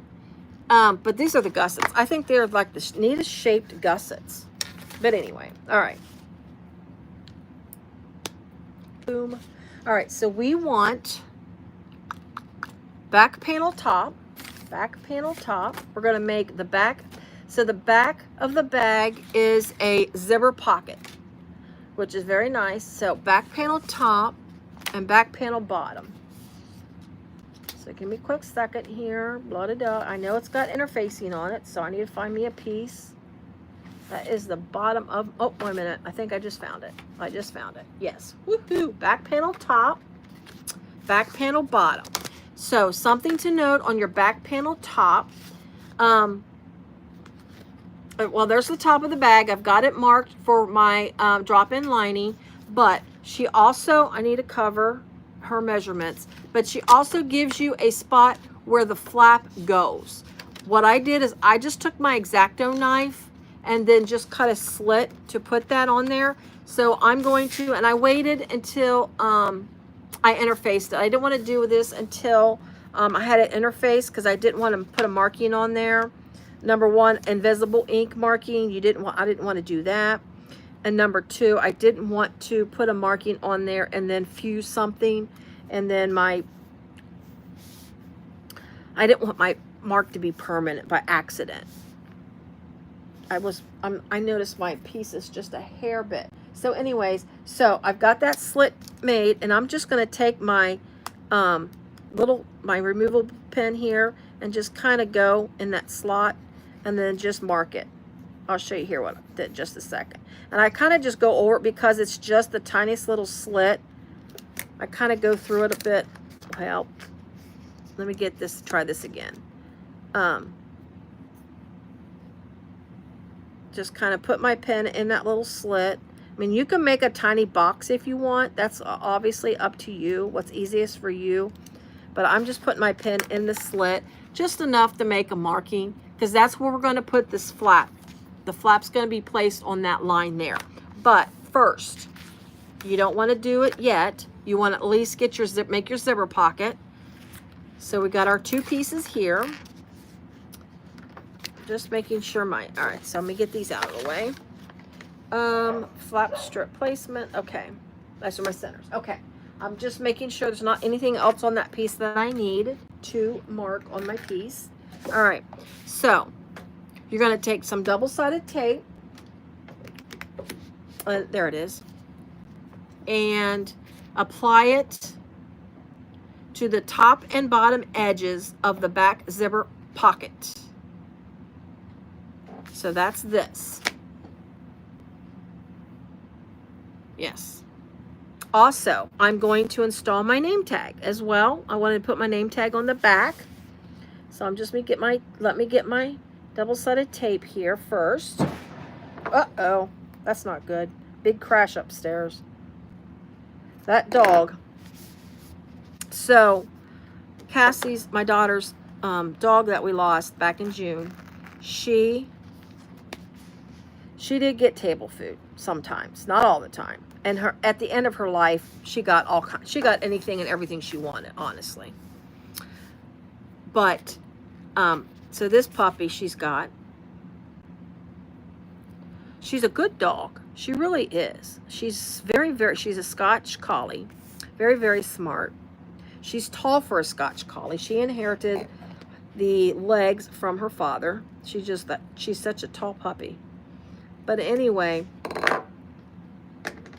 for some reason, she's not fed table food at all.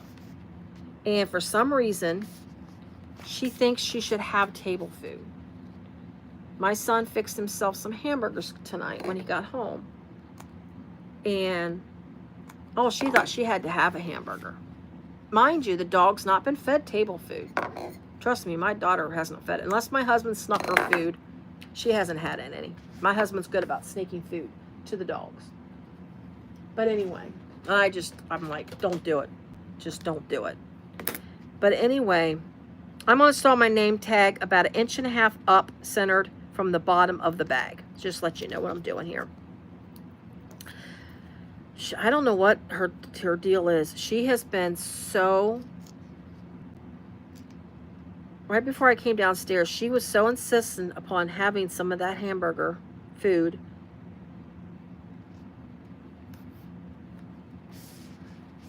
She's, and she goes to obedience classes. She does good on certain things, but she's been getting into a lot of stuff lately. Just saying. When she had her other dog, when she got the one that passed, she got Emmy, she was living on her own at the time. So when she was in college, I think she had just graduated actually. But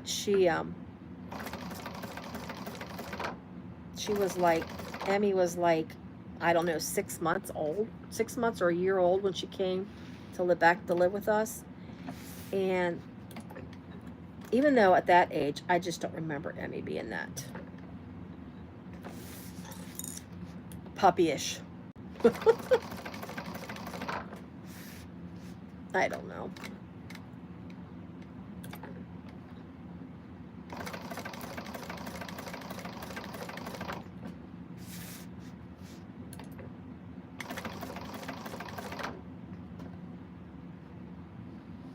Trying to see, I think it's like, I'm just like a smidgen.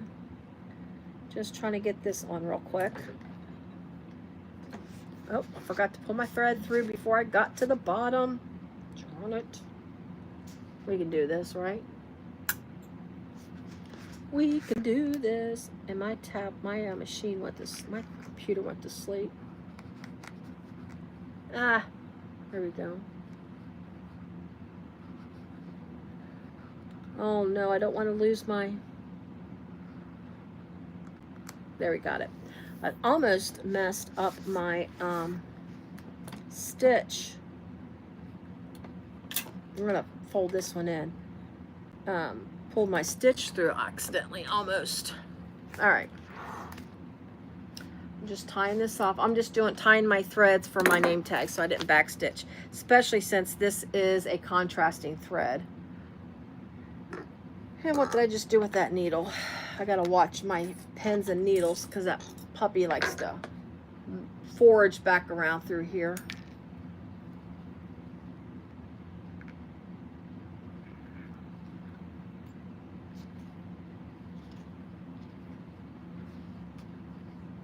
Yeah, I agree, Lindiana. This puppy, she wanted, when she got this puppy, she did want a puppy, a dog that She can take on hikes and walks and stuff with her.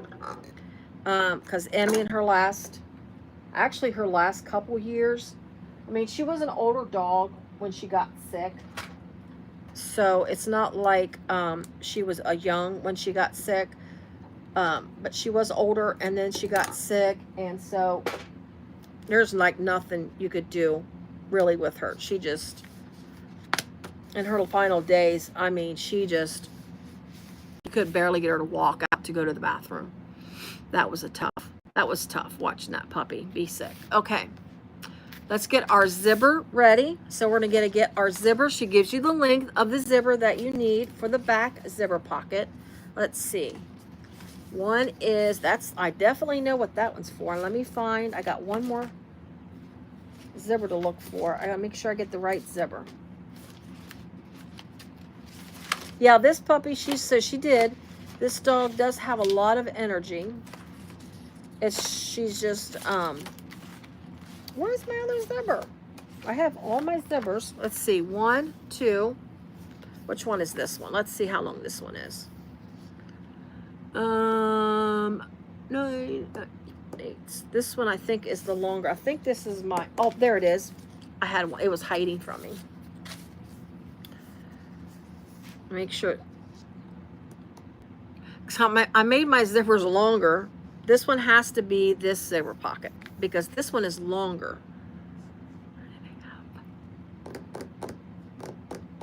What is the zipper? Let me make sure before let me find my, I have got such a mess up here. I mean, an absolute mess. There it is. I'm trying to find my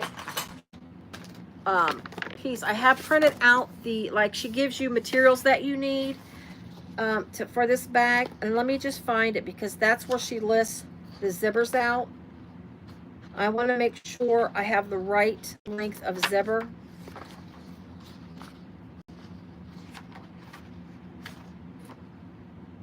For this, there it is. I'm getting ready to say, okay, so there is, yeah, so the longer zipper between these two zippers, the longer of these two zippers goes inside. Okay, that's what I needed to know. So this is the shorter of those two leftover zippers. All right, so let's get our zipper tab. See, I remembered where I put my zipper tabs. Woohoo.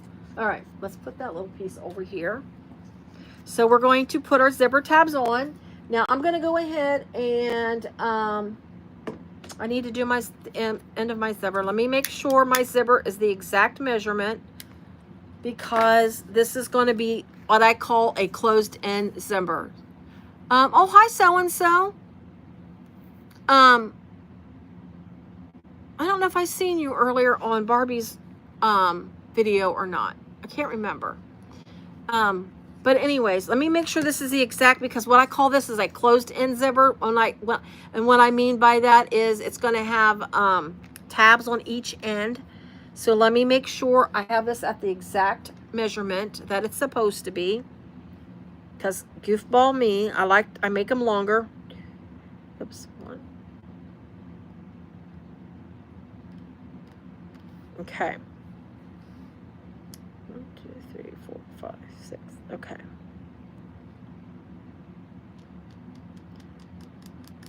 There we go. I just needed to get that little mark there so I can get my zipper scissors. I think I made all my zippers like a 1/2 inch longer than what she calls for. I know I make my main zipper closure. I always make that at least 1 inch longer, only because I like my zippers to be longer in a bag, because I like to open up my zippers wide, my bags wide, where I can actually get into the bag. All right, but anyway, all right, we are going to get this done. All right, zipper pull for my back. Okay, zipper pull, pretty little handmade. I'm using the little handmade zipper. It says handmade. I'm pretty sure I got this zipper off a wall whack. Zipper pull, I'm pretty sure that's where this came from, a wall whack. All right, let's get this on. And you want it to close on the left side. I want it to close on the left side of the bag.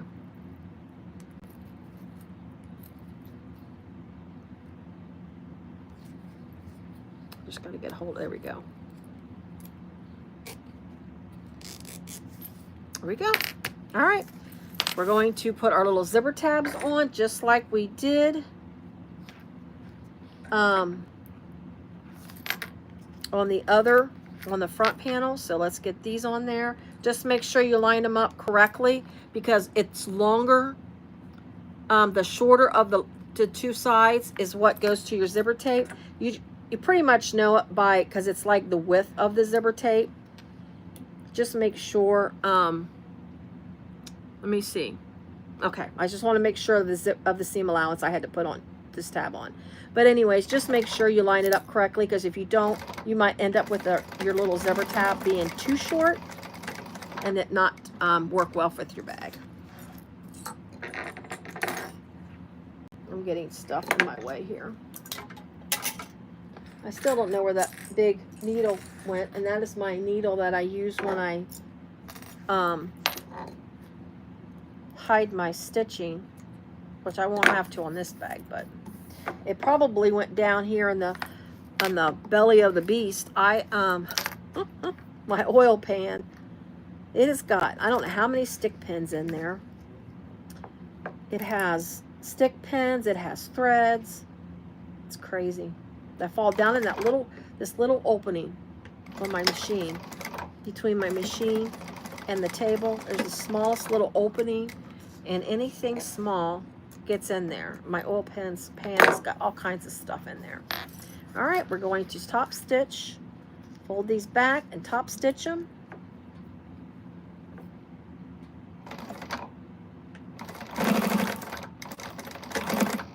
Boom.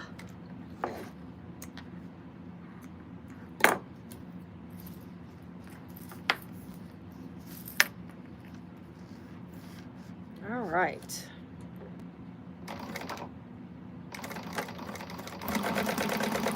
I appreciate you guys sticking with me, and anybody that's just joined later on in the thing. If you can, if you don't mind, if you can give me a thumbs up, I would greatly appreciate it. It helps my videos to get out there to others. I currently am not monetized by YouTube, which is, oh, I wanted to mention something. I am currently not monetized by YouTube because I don't have enough watched hours. I think that's what they call it. Which is, that's fine. I get all the rules. But I have, let me make sure I put this in right. Okay, so you're going to put it right sides down to the bottom piece on the bottom panel. Take your double-sided tape. But anyways, I have started that buy me a coffee thing, and I'm only doing that. Make sure you line it up too, so your in case your zipper tabs are a little too long for your piece. So you just want to find your find the center of your zipper. I'm just going to put a tiny little mark there. But anyways, I did start at Buy Me a Coffee. I did put the link in this pattern or this live in my description. I just started it. That's to really help support my channel. Honestly, I need to get a new laptop for my videos and editing my videos. My current laptop, I've had it for a couple years. It's an HP, which I love it. I love HPs. But editing on it, I'm out of space. And I have an iPad and an iPhone, and I would really like to get a, I don't know what it's called. I have to look. How many am I needing? And how many, what? Sabrina. I guess that's, you've got your name, I think that's what your name is, so-and-so. But anyways, so I just kind of put it out there. Anybody's interested. It's not something I'm not going to like push. I'm just going to mention it casually. And I'm just putting the funds towards purchasing, eventually I should say, purchasing a new computer. And I want to try to get me a Mac is what my goal is. It'll help me edit better as I get deeper into this. And because right now I'm editing on my iPad and I am limited with some of the things I can do.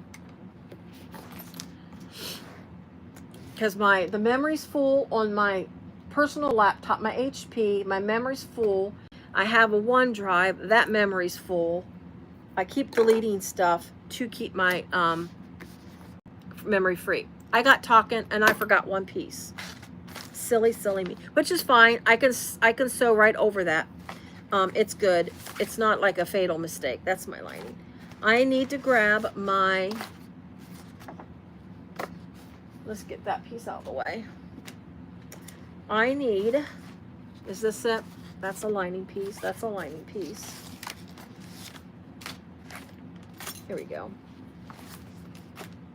Back zipper pocket piece. I forgot to attach my back zipper pocket piece before I sewed on the zipper, which is fine because I can just sew right over that piece there. So I'm going to put some double-sided tape here on both short ends of this the lining piece here, the back zipper pocket lining piece. The short ends is what you're putting your double-sided tape on. So anyways, I just thought I'd mention that while I'm thinking about it. But the thumbs up will help me, what I was getting at. It does help my stuff to get out there, and it will help my watchable hours. And while I don't expect much from YouTube when I do, if and when I do get monetized, I'm just, like I said, I'm just trying to ease the pain, ease the pain of getting a Mac. I mean, it'll be, I probably won't be able to get one until early next year, but it's got to start somewhere, right? Oh, watch hours. I am like halfway. I want to say halfway there. Oh, my laptop locked. I want to say I'm halfway there. It's like, I need 3,000 watched hours and a 365 rolling day period. So like if which my watchable hours have increased a lot over the last couple of months, but I have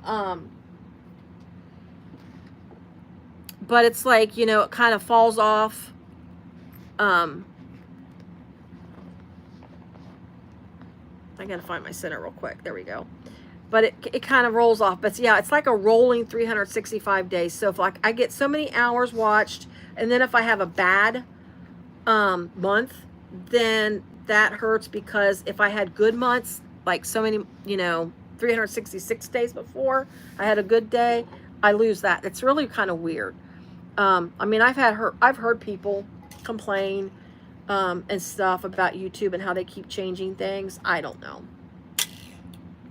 Like I say, I'm actually 2 years old this month on my YouTube channel. I just celebrated my 2nd birthday on YouTube. I need to sew this way so I can sew over my stitch line and I don't have that showing up. But anyway, so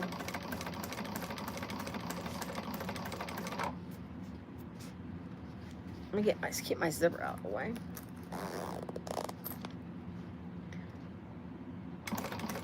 I don't understand all of that, how it all works, but I do know that's just the first steps to getting monetized on YouTube.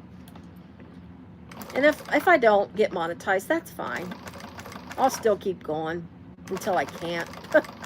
I'll keep going until I can't. It's fine. I mean, it's fine. This is not my living. I have a full-time job. That is my living. But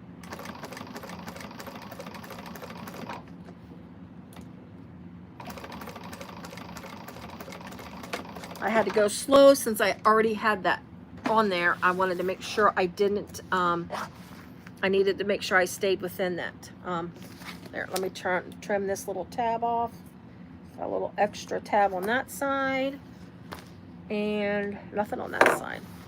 All right, so we're going to fold this back, zip it back up,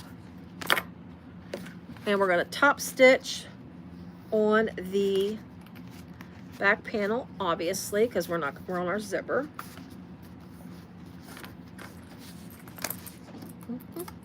Get my zipper out of the way.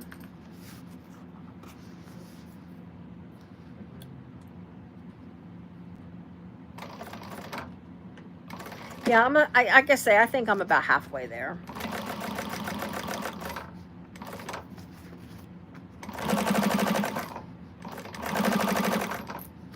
I do think that's going to look nice. I was worried about how this dark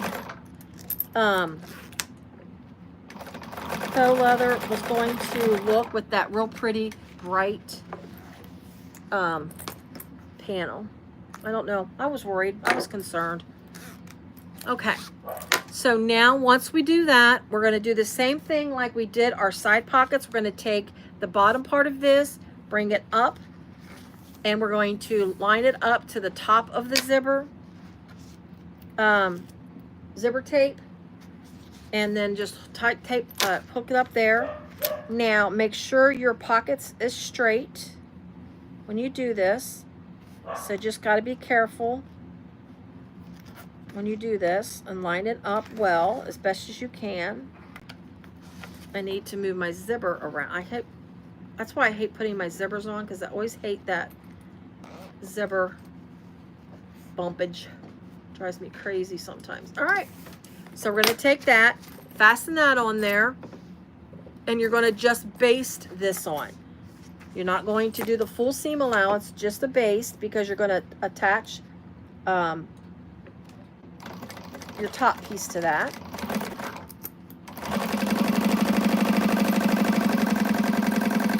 I think my videos go long because I won't shut up.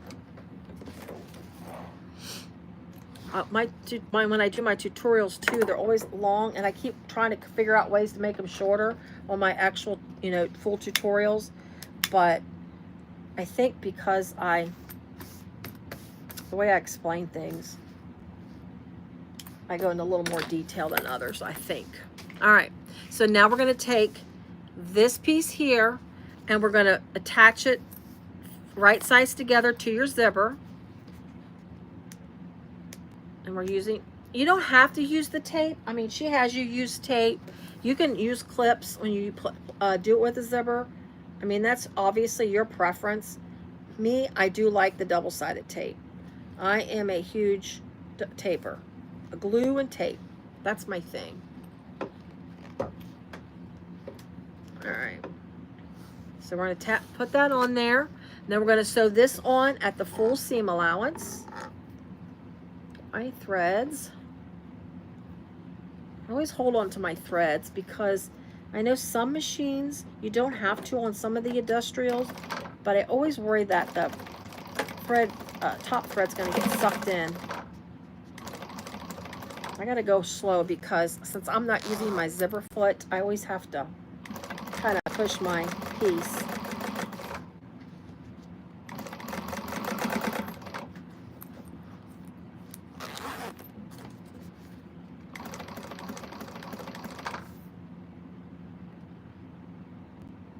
Oh, thank you, Lindy, and I appreciate that. My husband actually was trying to help me out one day. He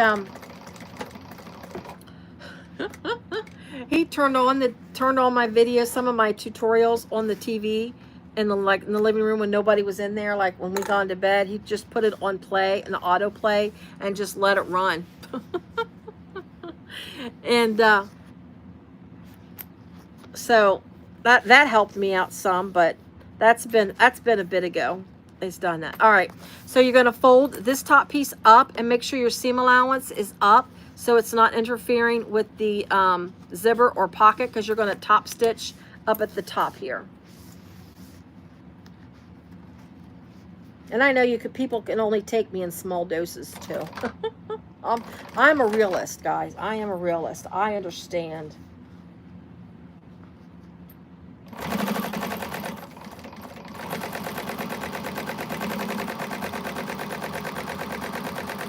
I understand. You guys are so nice. Oh, all right. So there's our back panel there. So that's our back panel's complete. And that nice little zip, that nice pocket. Now, does she have you? Yeah. Once you get that completed, then you're going to stitch these up, and you're going to do the same thing as you did with this front pocket. You're going to have that little tiny gap where the zipper is because of the way the pocket's made. So you'll have that, and you'll just sew right up to that. If you can clip, if you need to clip the pocket to hold it shut, that's fine. I'm just going to use my hands. I'm going to decrease my stitch length though.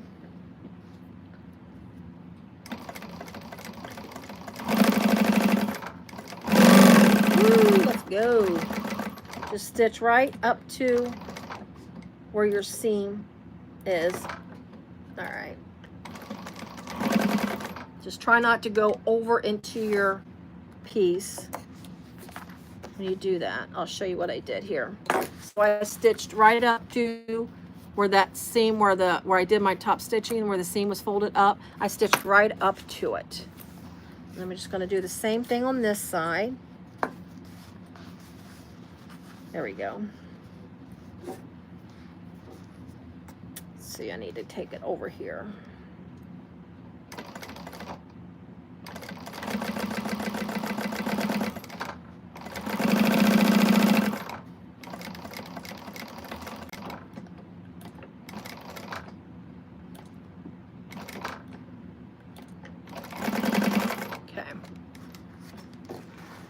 And that little tiny hole that's right there for your where your zipper's at, you're not gonna see it, nor are you shouldn't really have anything fall out. So there's my zipper pocket in the back panel.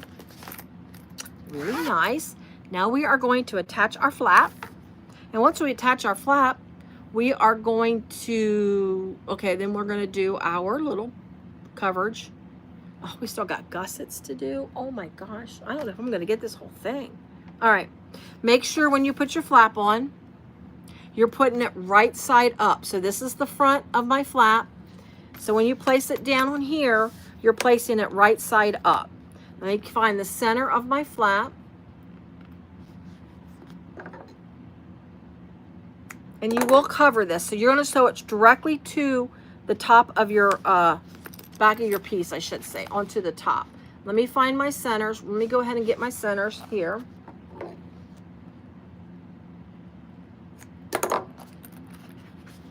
Honestly, I don't think this bag would normally take this long to sew. That's already found.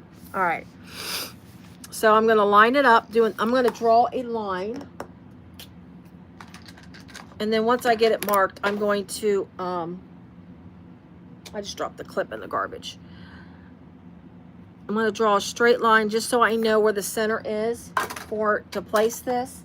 I'm going to grab a little bit of tape to hold on this panel as I do it, so I don't lose that. So I'm just going to put a little bit here in the center.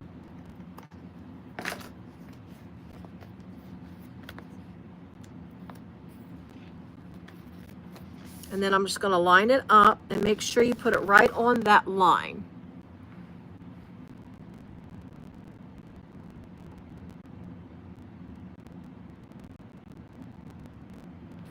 Like that. See, there's your, got it all set there. It's all situated. I'm going to go ahead. I have a wipe out somewhere. Here we go. I'm going to go ahead and wipe my marks off. That way, number one, I don't forget. And number two, I don't like the marks to sit there too long. I usually don't like to mark up my pieces like this. But sometimes you just got to do what you got to do. So I'm going to clean it all up. Mark that up. And then she has you sew that on. Let's see. Okay, so you're basically basting this on. Let's see, and we're going to go this direction. So she has you baste this flap on. Because you're going to cover it up with another piece, so you'll be stitching more onto this flap. All right. I did do a smaller stitch length, basting this on rather than a basting stitch length. I went like a little over, like about 3.5. and then, I don't know, give me tighter stitches. I feel that makes me feel better. All right, so the flaps like that. Now I need to grab the flap accent strip. I think, guys, what we're gonna, that's for the pockets inside. There's my gussets. I'm gonna try to decide when to stop. It is 8:41, 8:30. It's been, okay, well, we'll go.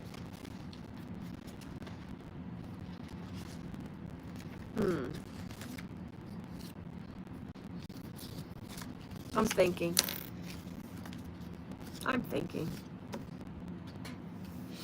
I know it's not late for you all. It's getting late for me.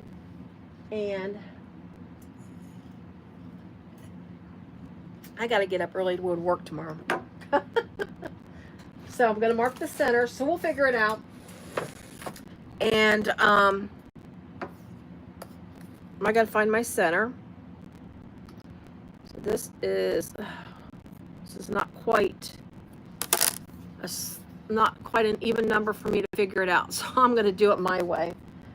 It's not the number. It's not easy for me to figure out for the center. So you're just going to find your center of your flap accent strip. All right, and I'm going to get me an ink pen. I have an ink pen here somewhere. It's probably gotten moved somewhere. I've got a huge mess. Well, I had an ink pen here. Where's my pencil? I'll use this pencil. It should be able to show up. So I'm going to mark my centers. I'm going to draw a line.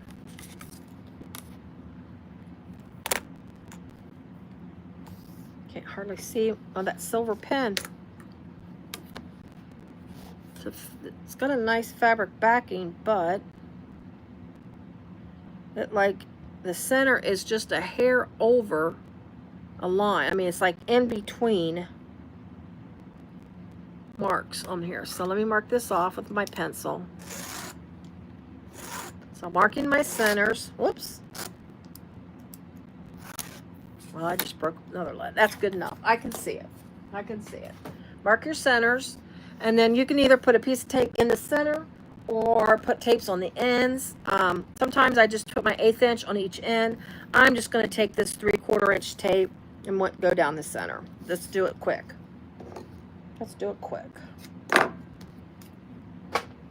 And you're going to fold these in like if you were going to do like a strap or whatnot. You're just going to fold it to the centers.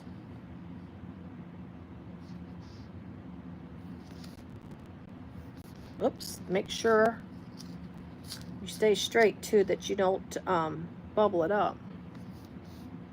Trying to go fast, but this is a thinner vinyl, so it kind of wants to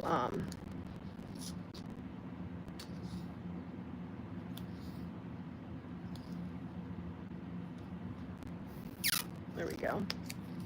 You're just creating a nice finished edge. You're going to touch. It's just, since you're not going to fold this over or anything anymore, you're just going to touch up to that center. I'll show you here in just a second. And you're going to leave the ends raw. So that's what you're doing here. And then you're going to take this, and then you're going to center this piece over the raw edge of your flap that you just sewed on. So you're going to take this, line it up over. I got a thread here that's going to peek out, so let me get that thread off of there. If I can get a hold of it without cutting there we go. So I'm going to take this, I'm going to throw another piece of double-sided tape. I'm just going to get my 1/4 inch double-sided tape, put it on this, like that. Again, we're centering this over top of this flap. So we just kind of mark, look at the center here. Make sure it's lined up. Let's see, I need to move it over just a hair more. Now you can make marks if you want. I think I'm okay with what I got here, as long as you know it's straight and it looks good.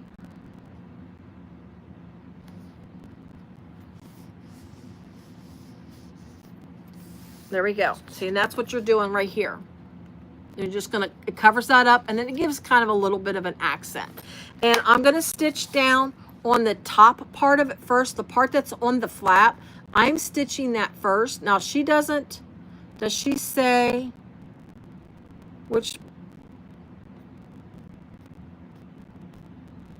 No, she doesn't say where to stitch first, but I'm going to stitch here first because this is the bulkier piece, and I'm concerned that if I sew down here first, it'll pull away from that. That's just my thoughts on that. So I'm going to get my stitch length back up to a top stitch length, which I use about 4.5. 4.5, the 4 3/4 is what I use for my top stitch length.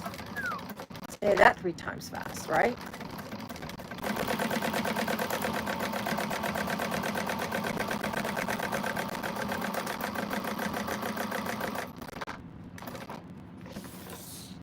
Let's see.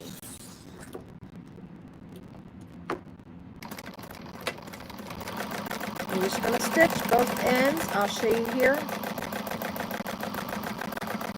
Whoa. There's a little veering going on that one. Just a little bit. It's not that noticeable because of my thread. But you're just, that's what you're doing there. So you're just stitching that on, and that's good to go. So that face is finished. So now, let's see. It's 8. What we're going to do is we'll go ahead and add the bottom. I mean, do we want to go ahead and get the exterior done tonight? Honestly, what y'all think? I still got a few of you on here. We might do it. Let's go for it. Let's go for it. So let's get the bottom. Again, I didn't use purse feet. Oh, I did mark for purse feet though. It's up to you. I'll stay. Thank you so much, Lydia. Oh, I did mark for purse feet. I'm not going to do it. I'm just going to wipe it off. I must have thought about it at one point.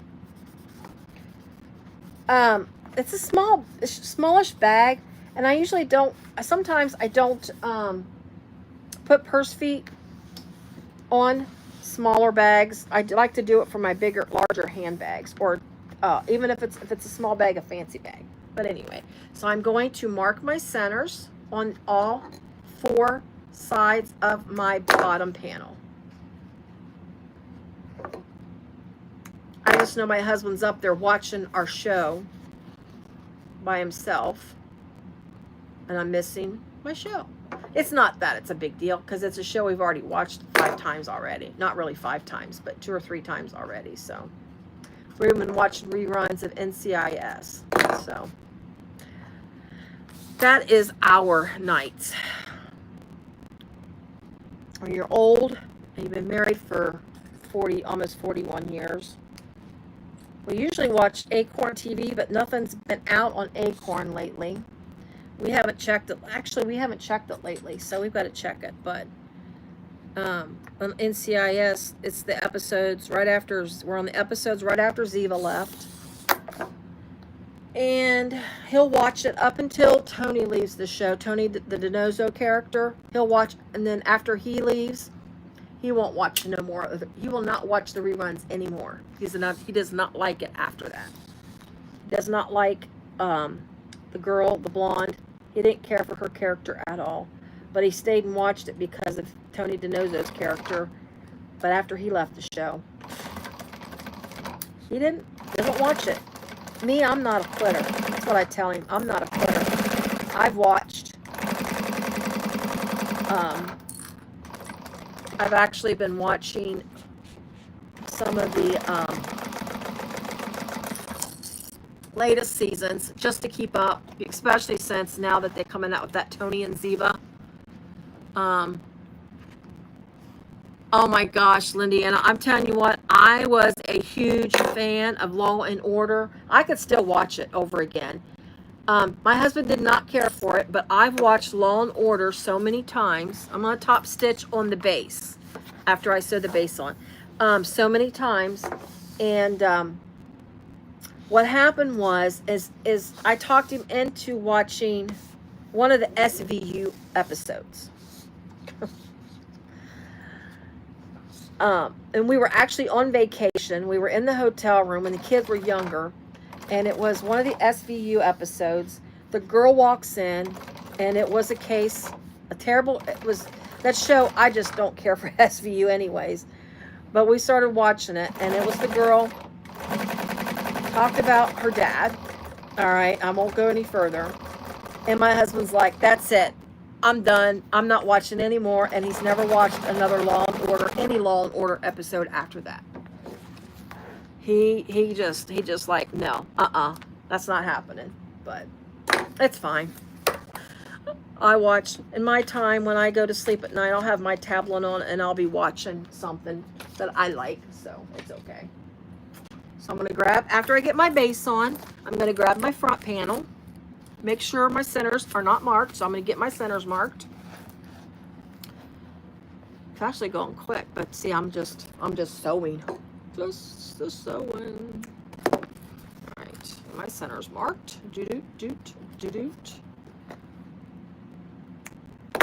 And since I'm not doing hidden connectors, that saves a little bit of a step. All I got to do is install, which that could have been a prep, right? I could have had my connectors already installed.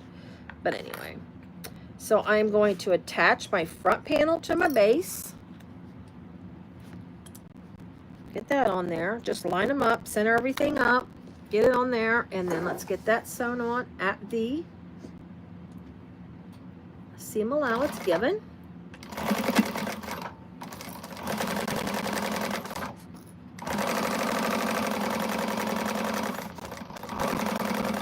Whoa, my tablet's getting in the way here. Hello, Evelyn. How are you? I'm fine. I am fine and dandy. Glad you could join us. Oh, Evelyn, too. I'm pretty sure it was you on my last one. I did part 2 of the Isabella, and you were telling me you couldn't find part 1. And I'm like, oh, it's right here. Well, I figured out what happened. Once you get done with a live and it's posting to your channel, I don't know if it's everybody, but I have to go in there and tell it to be public after I do a live. I don't know why you have to tell it to be public after you've sat and done a live. For some reason, that was not set to public. It was set to private still. I did make it public after I seen that, but I think it was you, and I wanted to tell you that I figured it out, and it's open now for public view. So,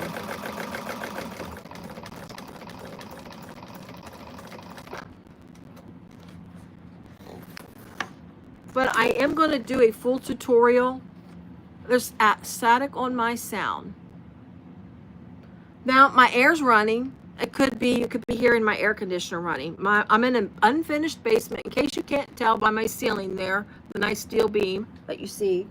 And my air is not like covered in the unit is not covered. So when the air runs, it's you can hear it. So you might be hearing my air running. I hope that's all it is. All right, so there's my front panel and my back panel and my bottom. So that's all done. So let's grab my gussets. Like I said, I should have installed my gusset. My zippers are falling out.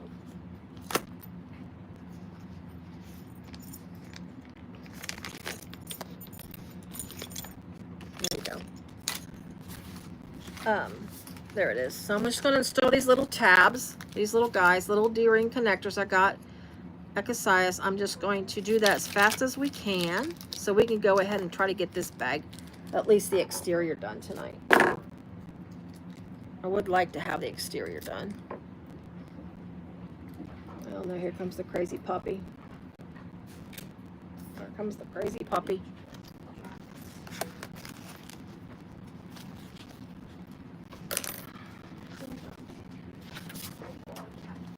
All right, so I'm using her where she's got the, oh, okay, Evelyn. I'm not sure who it was, but I don't remember who it was that mentioned it. For some reason, I was thinking it was you. But anyway, all right.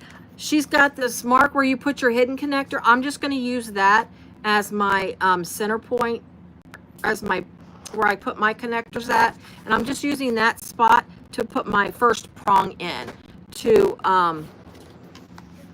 mark it. So let me see where my prongs go into my washer. I think, yeah, I think it's one washer per prong. That's what it looks like. Let me just see how no, it takes up.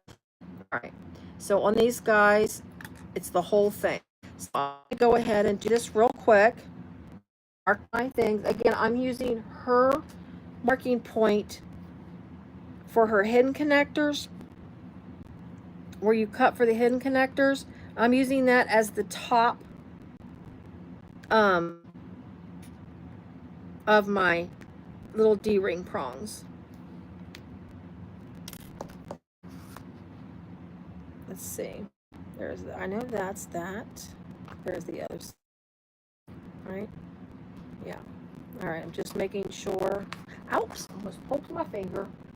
All right. Let me get a piece of heavy. There we go. It's not heavy, but we'll try to get this done. See, now this could have been prep work. This is something I could have done before the show, before the video.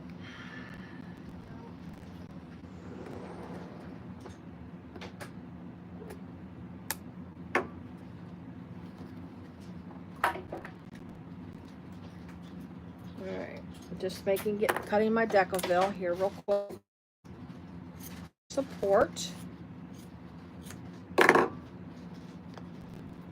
All right. Wipe that mark off.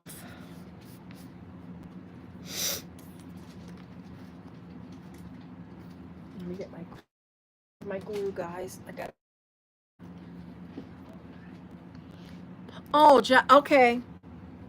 Jacqueline, I'm glad you found it, and I'm sorry that there was all that confusion on that. So I'm just putting my prongs in.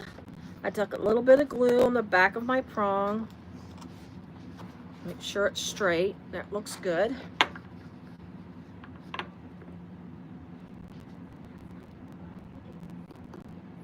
Okay.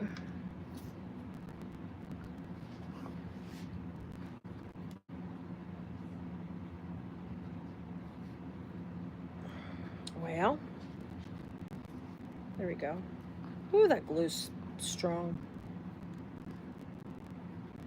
That's some glue smelling glue, I'm not gonna lie. I got it off Amazon. It's called B7000. I thought I was getting that one other glue. I forgot what it was called. I thought I was getting that other glue, and I got this. And I actually kind of like this glue. All right. So we'll get our gussets sewn on, and then we'll be done for the night. Yeah, we're hopefully about 9:15 we can be done. All right.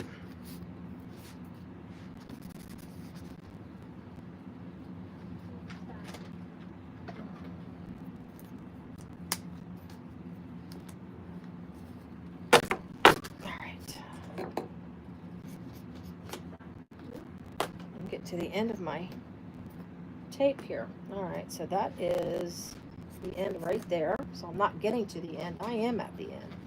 I have enough to cover these up. Bingo, bingo. All right, let's get this other one real fast. Same thing. I've got glue oozing all over my sewing machine right now, but we can clean it up.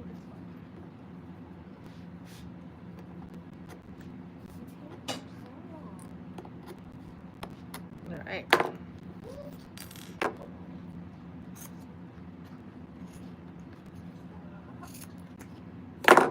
Again, I do appreciate you all hanging with me.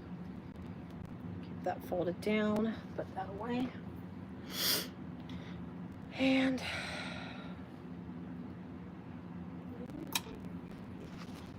mark this.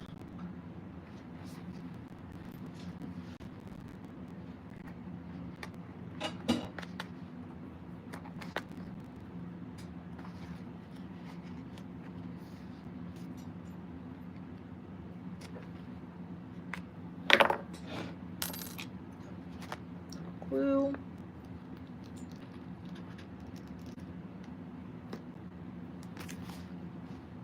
Put it in there. Make sure it's straight. There we go.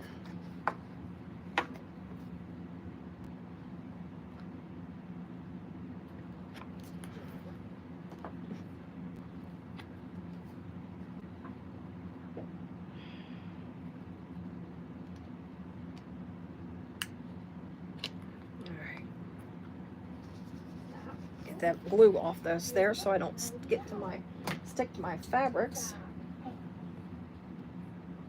And there we go. And then we'll get these gussets. I gotta mark my centers on my gussets real quick. But well, this one's kind of sort of marked because it's got like a little on there. All right.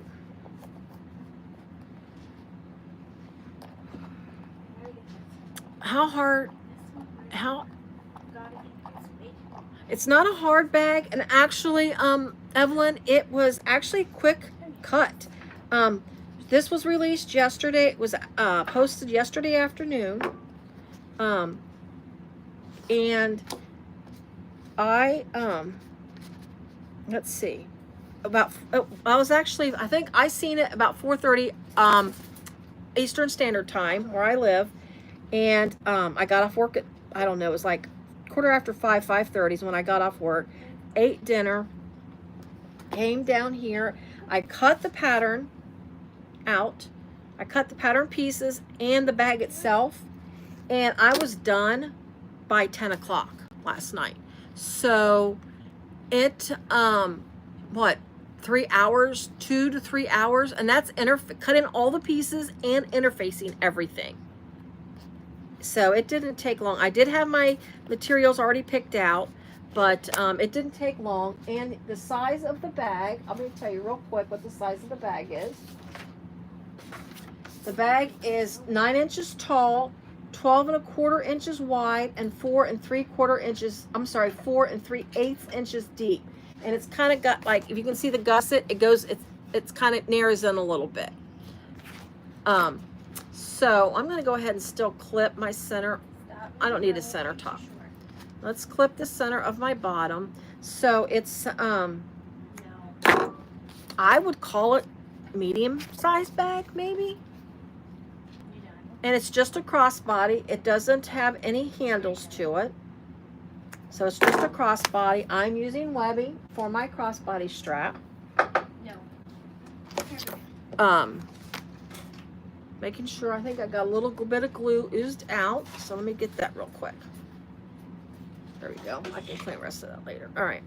So, I mean, I really think it's not a difficult bag at all. I mean, it's taken me a while because, well, obviously, number one, because, well, I talk a lot, but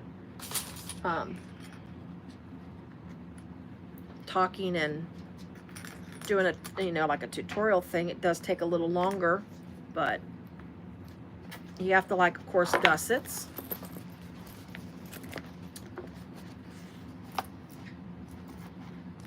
So, oops.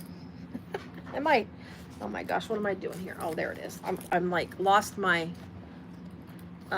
side there. But this doesn't look like it's an overly difficult gusset either because it's such a wide gusset. You just got to be careful and watch the shape of it. Let's see. So I'm just kind of getting it there. And I get her clipped up. And it looks like the part of the gusset looks like it kind of goes into the, how does that work on that gusset?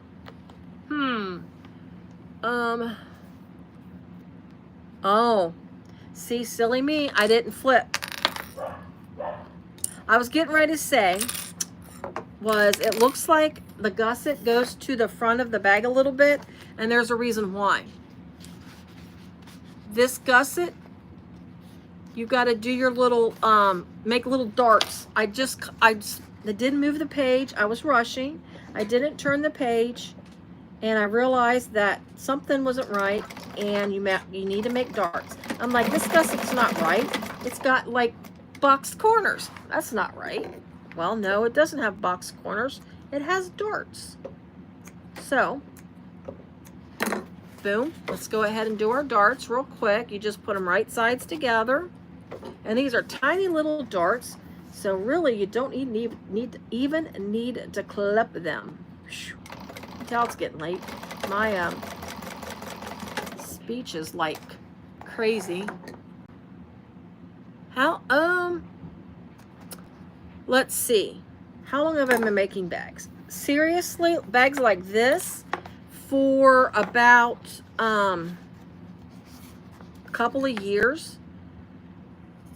I'm just going to snip right here a little bit at an angle, right where the dart folds in. But as I was saying earlier, so there's your gusset there.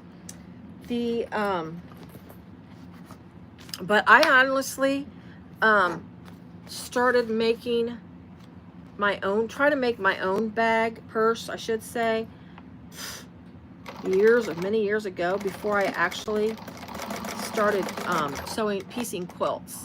I would try to make one by hand, and I didn't know enough bag making techniques, so I like hand sewed a bag that it's awful looking. Well, I've deconstructed it since, but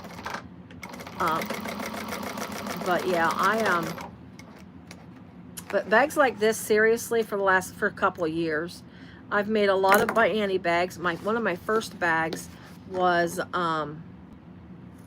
by Annie's, I think it's Ultimate, or the Traveler bag. I made that bag. This bag, I can't see it. I carry my laptop back and forth up and downstairs and all my junk. That's a messenger, her messenger bag. I love that bag. But yeah, so, and then I graduated into vinyl bags, things like that. So, real fast. So I sewed my darts. This is going to be part of your base of your bottom of your bag, but you sewed your darts, and then you turn the darts right side out like that. And then this is how you're going to put your gusset on, like this. So you're going to place your gusset, center it. Obviously start out with the centers. Let me see, I got to think here. I'm trying to check, and then just kind of mark it, hold it in place there. And then when you get around to the top, I'm going to hold it there with about 3 clips, and then I'm going to roll it up to the side, get the top, and then you just kind of work your way down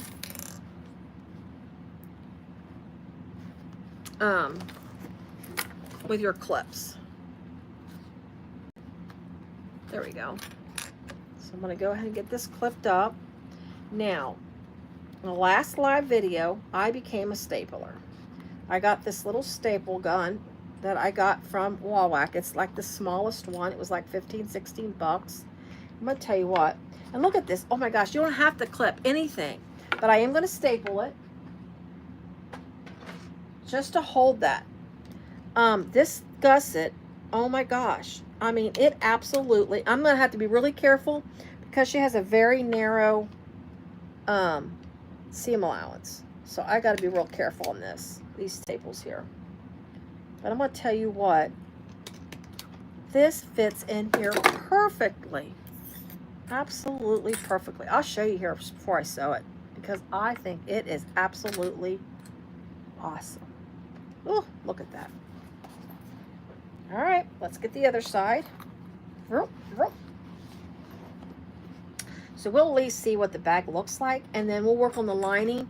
In this bag, she has a welt, I think that's how you pronounce it, a welt slip pocket. She does welt zipper pockets, but I like zipper overlays. I'm going to do a zipper overlay for the zipper pocket, but the welt slip pocket, I like that in this bag. So I do need to look at the how she does that, because I do want to do that. I just have, I mean, I'm sure I could, if I sat down to do it, I'd be fine. I just got to look at it to make sure I do it right, especially since I'm going to be talking while I do it. I like the looks of it. It's kind of neat, actually.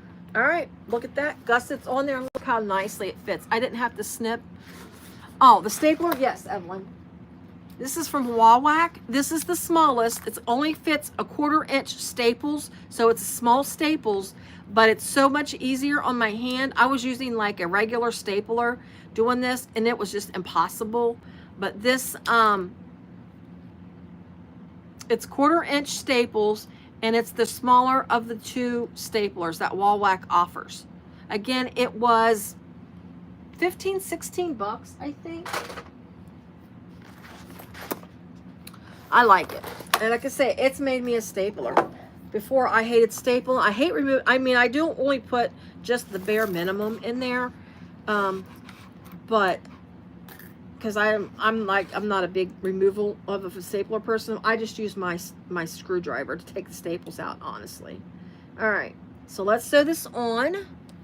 And yeah, I'm just making sure this is the same seam allowance. Just kind of work with the gusset, and it's got a nice little, if you sew on a domestic, hold on, I'm just trying to make sure, there we go. What I like about this gusset, the domestic, you know how it sticks out, I call it the nose. This machine sticks out further on a domestic. And I always had difficulties on tight gussets. This has got that nice little inset, so it makes it nice and easy to get through. But my there we go. My piece, my there we go.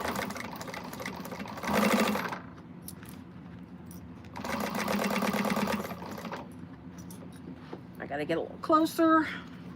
So you just gotta follow it as it goes around that curve.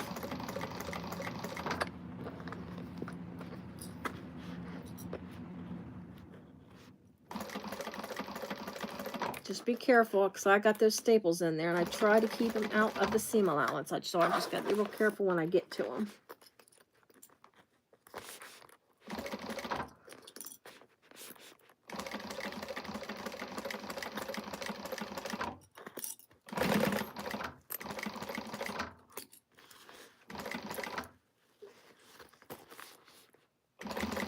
Check any comments here in just a minute.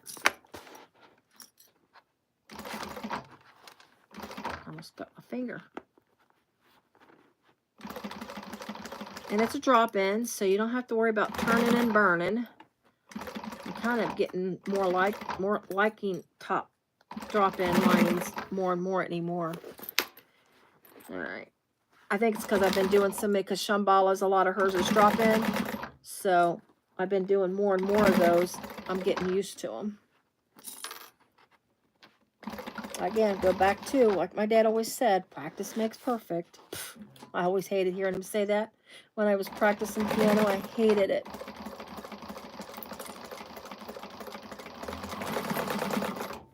I hated hearing him say that, because I hated playing the piano, because I could not make my songs sound like songs. If anybody plays music, you would understand. You could probably understand. My sister could sit down at a piano, one try, that's it. She could actually play by ear, but she also reads music. But anyway, yeah, it was, I could not. So that's why, I think that's why I hated it so much. She's actually the reason why I started playing, because she could play. So I wanted to learn to be like my sister. And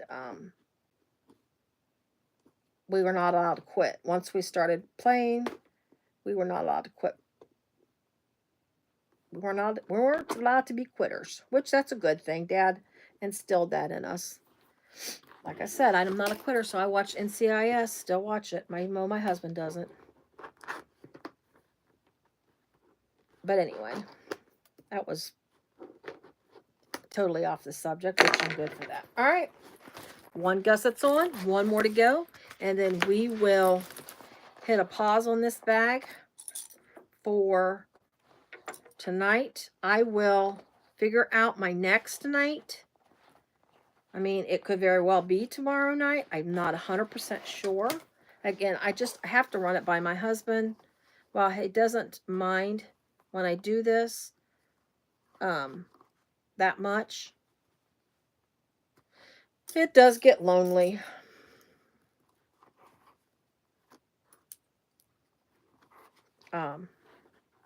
Sitting up there by himself. So I don't know why he can't come down here and sit and listen to me talk for 3 hours, but oh, that gusset, I mean, you don't have to do, I mean, that gusset fits so nicely. I'm gonna tell you what, it is perfect fit. Oh, perfect fit. I just gotta make sure I stay out of that seam allowance doing this. Like this stapler is so easy to handle. Like I say, it's the small staples, but they still go through real well. Because you're not stapling a lot. It's just your pieces together. Let me trim that. That's hanging over just a smidgen. Oh, good night, Evelyn. Thank you so much for watching. I appreciate it. And what I'll do when I get this, probably tomorrow, I'll put the links in for the materials I use. I'll update the picture to show the exterior of my bag, and I'll do all that in the morning, tomorrow, because it's late, and I appreciate everybody that's still here with me. I do, really do. And I understand that you got to go. It's completely understandable.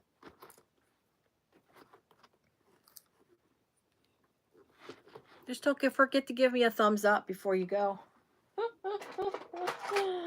Oh, Lord. I am terrible.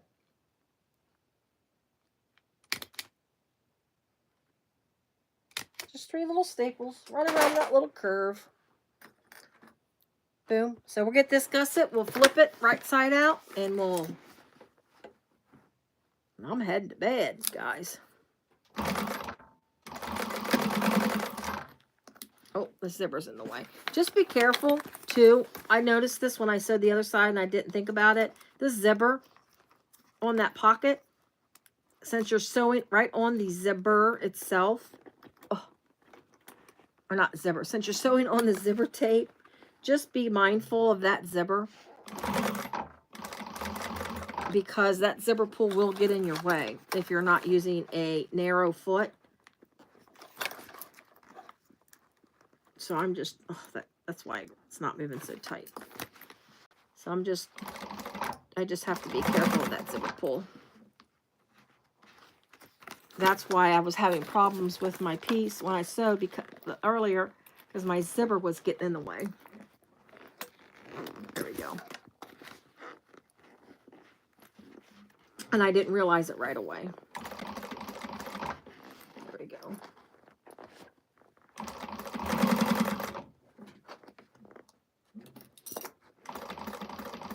All right, let's get that zipper pulled back up.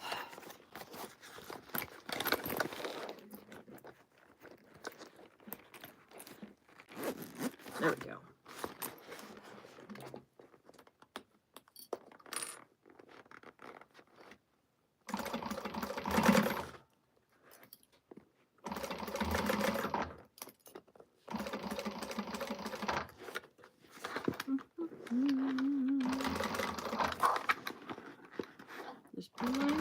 my staples. There we go. Oh, yeah.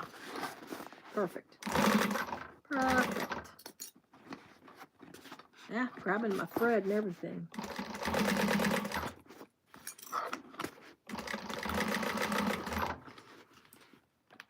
Just like walking. There you go.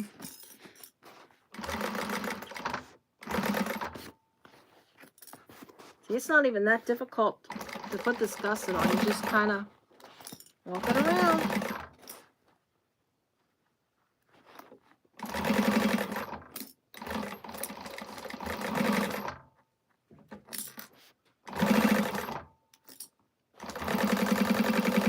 Look at this, guys. What time? 9:22.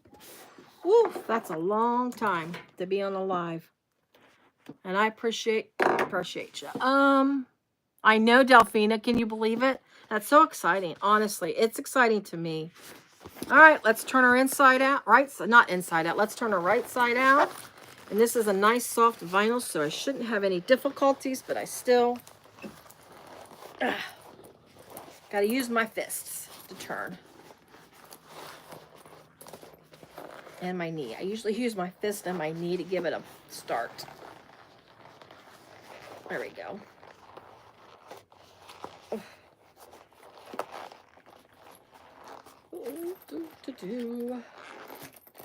So what temperature is it out there right now, Delphina? I don't know how. I did not get to get out to Arizona this year. I spent too much money on craft fair stuff that my budget got busted. Busted budget. And my bonus wasn't as much as it usually is so that usually afforded my travels west. And I couldn't get my husband out the door. I couldn't. He's like, I'm done. I'm like, I'm not. We don't fly, we drive. I've never been in an airplane. I've been in airports, but never in an airplane. I like this gusset. It's really kind of neat how this goes. All right, look at that. Look at that. Let's do a flap. Let's hold on. Let's look at that. That is cute. Look at that. Oh, I mean, whoop. Let's put it in sight. Look at that. My pretty flower. Isn't that pretty? Look at that. And look at the gusset. Look at that is so different. So your gusset, how you did the little points, you kind of go over a little bit, and then it's kind of goes up to a point. I mean, it's a medium-sized bag. It's bigger, kind of bigger than I thought it was going to be. But yeah, look at that. And you got your zipper pocket in the back. You've got your these are two separate pockets. So you've got two zipper pockets. And then you have your slip pocket right here. And this is going to be a zipper closure. That's so pretty. All right, guys. So there we are. Selma, again, it's the part of the Zodiac membership of Shamballa Bags Designs. I put a link in I've already got the link to the Zodiac membership in my description. Oop, I took my glasses off too soon. I see comments coming up. Yeah, I do too. It's not like overly big, and I like that it's got a lot of pockets too. The links and I will put tomorrow, I'll put the links to Emmaline, because this is her Mora Faux Leather in brown. I'll link Emmaline's website. This is from Your Vinyl Source. I'll link hers. I don't remember what this is. I'll have to look to see if she has it available.